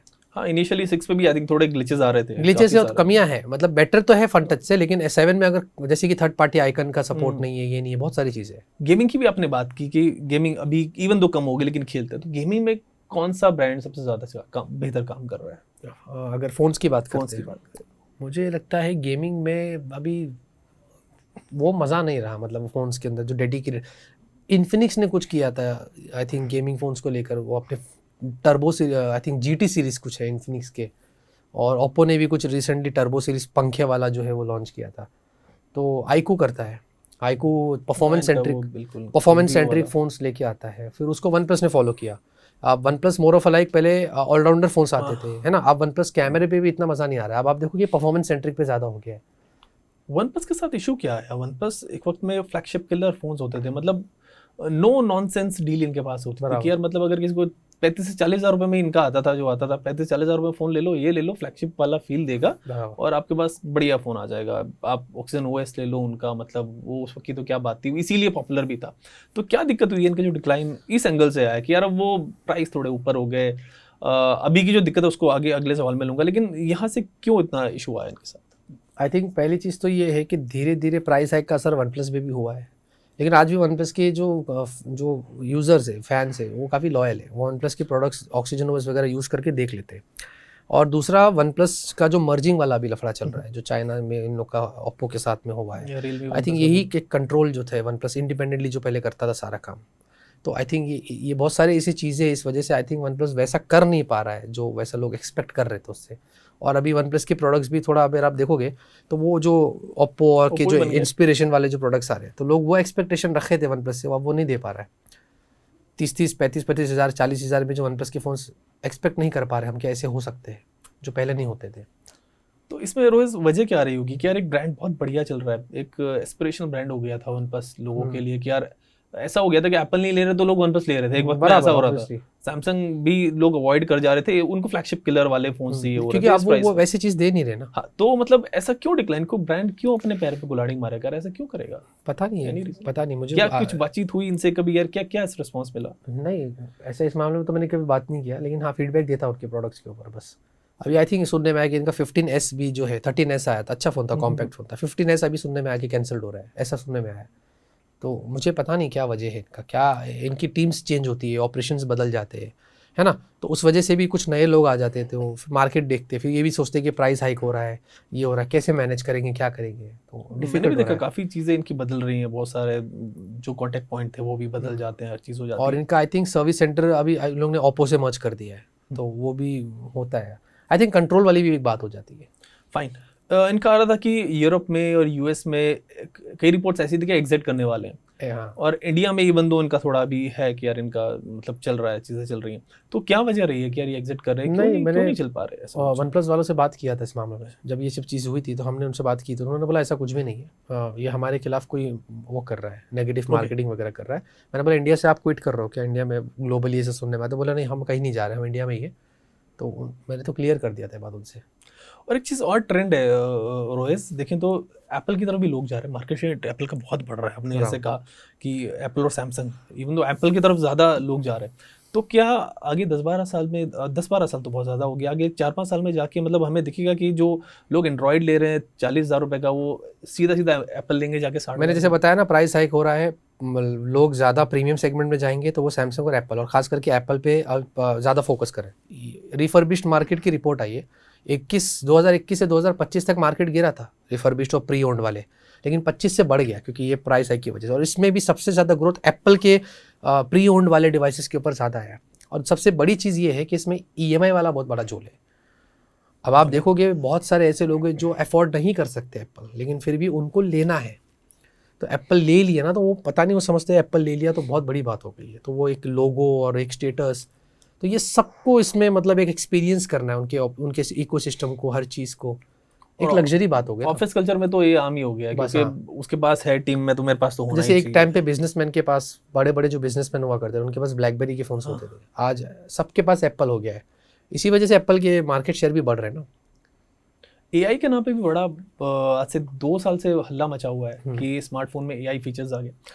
मैं भी फ़ोन यूज़ करता हूँ, एंड आप तो ऑफ कोर्स टेस्ट करते हैं, मेरे से ज़्यादा ही टेस्ट करते होंगे, मैं थोड़ा कम करता हूँ आजकल क्योंकि मुझे और भी काम रहते हैं। तो इसमें रोहित, मैंने जितना देखा है कि यार जितना मार्केटिंग होती है AI के नाम पे, उतना लिटरली यूज़ होता नहीं है AI का डेली यूज़ में। हार्डली कोई रिटच वगैरह में आ गया, फोटोज़ में आ गया थोड़ा बहुत, लेकिन जिस तरीके से दूसरे फीचर्स बताए जाते हैं, तो ये इतनी ज़्यादा मार्केट होती है, इस पे आप कैसे एजुकेट करेंगे व्यूअर्स को यार इतने हाइप में मत जाए? लिमिटेड यूजर्स होते हैं जो बाकी के सारे फीचर्स यूज़ करते हैं। अगर आप मुझसे पूछेंगे मेरे S25 अल्ट्रा में, आई थिंक मेरे को ऐसा लगता है कि आज मार्केट में अगर कोई ब्रांड है जो बेटर AI फीचर्स देती, जो प्रैक्टिकल है और जो बहुत सीमलेस है, वो सैमसंग है। गैलेक्सी AI इनका जो है, इसमें भी मैं सिर्फ एक ही फीचर यूज़ करता, आप सोचो, वो है AI इरेज। मतलब उसमें कैसा होता है, अभी मेरी वाइफ ने मुझे रिसेंटली फ़ोटो भेजा था और उसके पीछे बहुत सारे लोग थे, अब एक एक करके सबको निकालना होता है ना, तो बस एक बटन टैप कर लिया, सारे लोग पीछे से इरेज हो जाते हैं। तो मैं भी 10-15 AI फीचर्स में से सिर्फ एक ही यूज़ करता हूँ। और ज़्यादातर ये सब जो ब्रांड्स AI कर रही है, क्योंकि उनको पता है कि AI ट्रेंड है, AI की बात करके एक मार्केटिंग गिमिक कर लेती है। बट जनरली AI जो है, अगर मैं उसके अलावा कुछ अगर यूज़ करता तो वो ChatGPT यूज़ करता, और जेमिनी भी करता हूँ, लेकिन ChatGPT, तो जो इन्फॉर्मेशन मुझे लेनी है, कुछ अगर टाइटल में, थंबनेल में, वो आई थिंक एक सेंस बनता है। हाँ, मतलब मैं भी ये देख रहा था जैसे कि वो बड़ा हाइप फीचर होता है कि कॉल ट्रांसलेट करने वाला, मैं तो लाइव ट्रांसलेशन, मैंने भी जनरली कभी यूज नहीं किया, लेकिन इतना हाइप किया जाता है। बट आई थिंक मुझे ऐसा लगता है द मोर द बेटर। क्या होता है कि अगर ना दो तो पब्लिक बोलेगी ना यार ये देना चाहिए, अच्छा दूसरा ब्रांड कहेगा इसने ये नहीं दिया, हमने दिया। तो I think the more the better, जितनी चीज मिल रही है उतना ले लो ना। हाँ, फिर यूज करना है करो, नहीं करना है मत करो, ऐसा है। हाँ, बट स्पेसिफिकली आई थिंक उसकी तरफ ऐसा मत जाओ कि ये फीचर मिल रहा है तो फोन नहीं लेंगे, ऐसा कुछ नहीं। अभी तो बहुत कंपटीशन हो गया, सब लोग एक ही चीज दे रहे हैं अभी तो। रोज आपने बात की जैसे वो रिटच वाला AI इरेज वाला फीचर हो गया, और मैं देख रहा हूँ मोबाइल फोन के कैमराज भी, जो सस्ते फोन्स भी आ रहे हैं, मतलब मिड रेंज तक, उनमें AI एनहांसमेंट बहुत ज्यादा हो गया है। फोटो खींचते हैं, प्रोसेसिंग होती है, पहले तो हार्डवेयर वाला होता था, अभी जो है आपका सॉफ्टवेयर से प्रोसेसिंग हो जाती है और वो एआई इमेज की तरह से बन के आ जाती है। क्या लगता है कि आगे 8-10 5-6 साल में जाके क्या कैमरे का ये जो मेन फीचर है कि यार इतना बड़ा सेंसर है कैमरे में, यही रेस हो जाएगा? रीजन कि यार अगर कोई छोटा फोन भी है 20,000 रुपए का, उसने फोटो ले लिया, बैक में जो है जेमिनाई वाला प्रोसेस आ गया, गूगल के साथ सब इंटीग्रेट है, तो उसने उसी फोटो को जो इतना क्लियर नहीं है उसको क्लियर करके आपको दिखा दिया। क्या ऐसा कुछ हो सकता है? होएगा ना, क्यों नहीं। बजट में तो आज तो वैसे हो ही रहा है कि काफ़ी सारे जो ब्रांड्स हैं वो एआई से प्रोसेस कर रही है, लेकिन इसमें भी काम लगता है, टाइम लगता है। पोस्ट प्रोसेसिंग जिसको हम बोलते हैं, ये पोस्ट प्रोसेसिंग वाली बात होगी, पिक्चर क्लिक करने की बात की, तो आई थिंक इसमें भी एक R&D होती है, इसके अंदर भी रिसर्च होता है और उसके बाद जाके ये किया जाता है। बट आई थिंक जो सेंसर्स होते हैं ये इसके मुकाबले एआई नहीं कर सकता, क्योंकि सेंसर आपको वैसे कैपेबिलिटीज़ देता है, उसके ऊपर फिर खाली थोड़ा सा आपको टच करना होता है। बाकी नॉर्मल अगर आपके फ़ोन में अच्छा सेंसर नहीं और आपने पूरा एआई से काम लिया है तो आई थिंक वो इतना मज़ा नहीं देता जितना मुझे ऐसा लगता है। बट मेरी नजर में हो जाता है रोज, मतलब होता है, कर देते हैं दिखने को अच्छा लगता ठीक है, बट इसको वो नेचुरल चीज, नेचुरल फील चाहिए होगी स्टिल, मतलब वो लोग हैं। दिखने को अच्छा लगता है, ठीक है। और बहुत सारी ऐसी ब्रांड्स है जो आज कर रही है पोस्ट प्रोसेसिंग, मैंने देखा है बहुत सारी ब्रांड्स करती है। 2026 में अभी फोन के प्राइस बढ़ गए, आपने ही बताया। कौन कौन से कुछ वैल्यू फॉर मनी फोन्स अभी भी बचे हैं? कुछ अगर नाम आपके जहन में हो लोगों के लिए कि ले सकते हैं यार, जो मतलब कभी उनके प्राइस बढ़ जाए, फिर मतलब जो बचे हुए हैं कि यार ये थोड़े से वैल्यू फॉर मनी लगते हैं, बाकी तो सब महंगे हो गए। मुझे लगता है वन प्लस के कुछ फ़ोन्स हैं, जैसे कि नॉट C5 है, पोको का एक है पुराना X7 Pro। इनफैक्ट अभी पोको का नया वाला भी अच्छा है, X8 Pro, मैं रेकमेंड कर सकता हूँ। थोड़ी बहुत प्राइस ऊपर नीचे, लेकिन हाँ, वन प्लस का नॉट 6 है, एक पुराना वन प्लस का 13R है।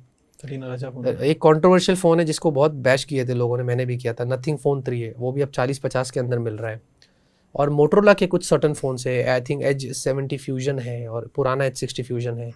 तो है ऐसे बहुत सारे फ़ोन्स हैं जो मुझे लगता है आज भी वैल्यू देते हैं। एक लंबी सी लिस्ट है, उसके लिए मैंने एक वीडियो बनाया था 10-50 हज़ार में, समझाया था मैंने उसमें। कोई ऐसा मार्केटिंग फीचर जो स्मार्टफोन्स का आजकल ब्रांड हाईलाइट कर रहे हो, जो आप चाहते हो कि यार इसको हटा लो बस और सब मार्केटिंग ठीक है? रैम एक्सपांशन, ये जो बोलते हैं ना 4GB लगा के स्टार मार के 8GB तक, ये बकवास फीचर है, सबसे बड़ा बकवास फीचर है। इसमें हमने टेस्टिंग करा है और देखा कि फ़ोन उल्टा लैग होता है। अच्छा, रैम एक्सपेंशन से? रैम एक्सपांशन से। तो ये पहले बहुत ज़्यादा ट्रेंड में था, अभी धीरे धीरे ब्रांड को हमने समझा दिया, अभी कम हो रहा है ये। हाँ एग्जैक्टली, मैं भी वो डब्बे पे लिखा था 8GB रैम बराबर में 4/4। फालतू ये सब। मोस्ट ओवररेटेड फ्लैगशिप आपको कौन सा लगता है 2026 में? ओवररेटेड तो ऐसा मुझे लगता नहीं कोई ओवररेटेड। फ्लैगशिप भी होता है। Close to overrated. वैसे तो जितने फोन्स लॉन्च हुए ना, साला पता नहीं चलता कि क्या लॉन्च हुआ है मार्केट में, क्या नहीं हुआ है। ओवररेटेड तो मैं नहीं बोल सकता हूँ कोई ऐसा।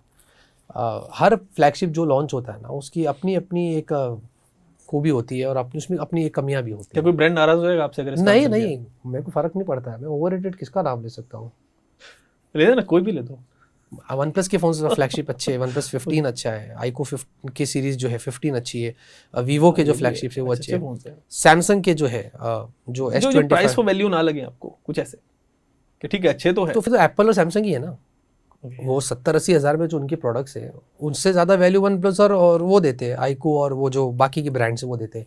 लेकिन बात ये भी है ना कि वो ब्रांड वैल्यू है ना, एग्जैक्टली रीसेल वैल्यू है, आपको मिल रही है बहुत सारी चीज, सॉफ्टवेयर सपोर्ट, यही है सिक्योरिटी। हाँ, मैं ये नहीं बोलूँगा कभी भी कि सैमसंग के जो भी फ़ोन्स है वो परफेक्ट है और एप्पल के उस प्राइस में परफेक्ट है। कमियाँ दोनों में है, लेकिन एक वैल्यू होती है।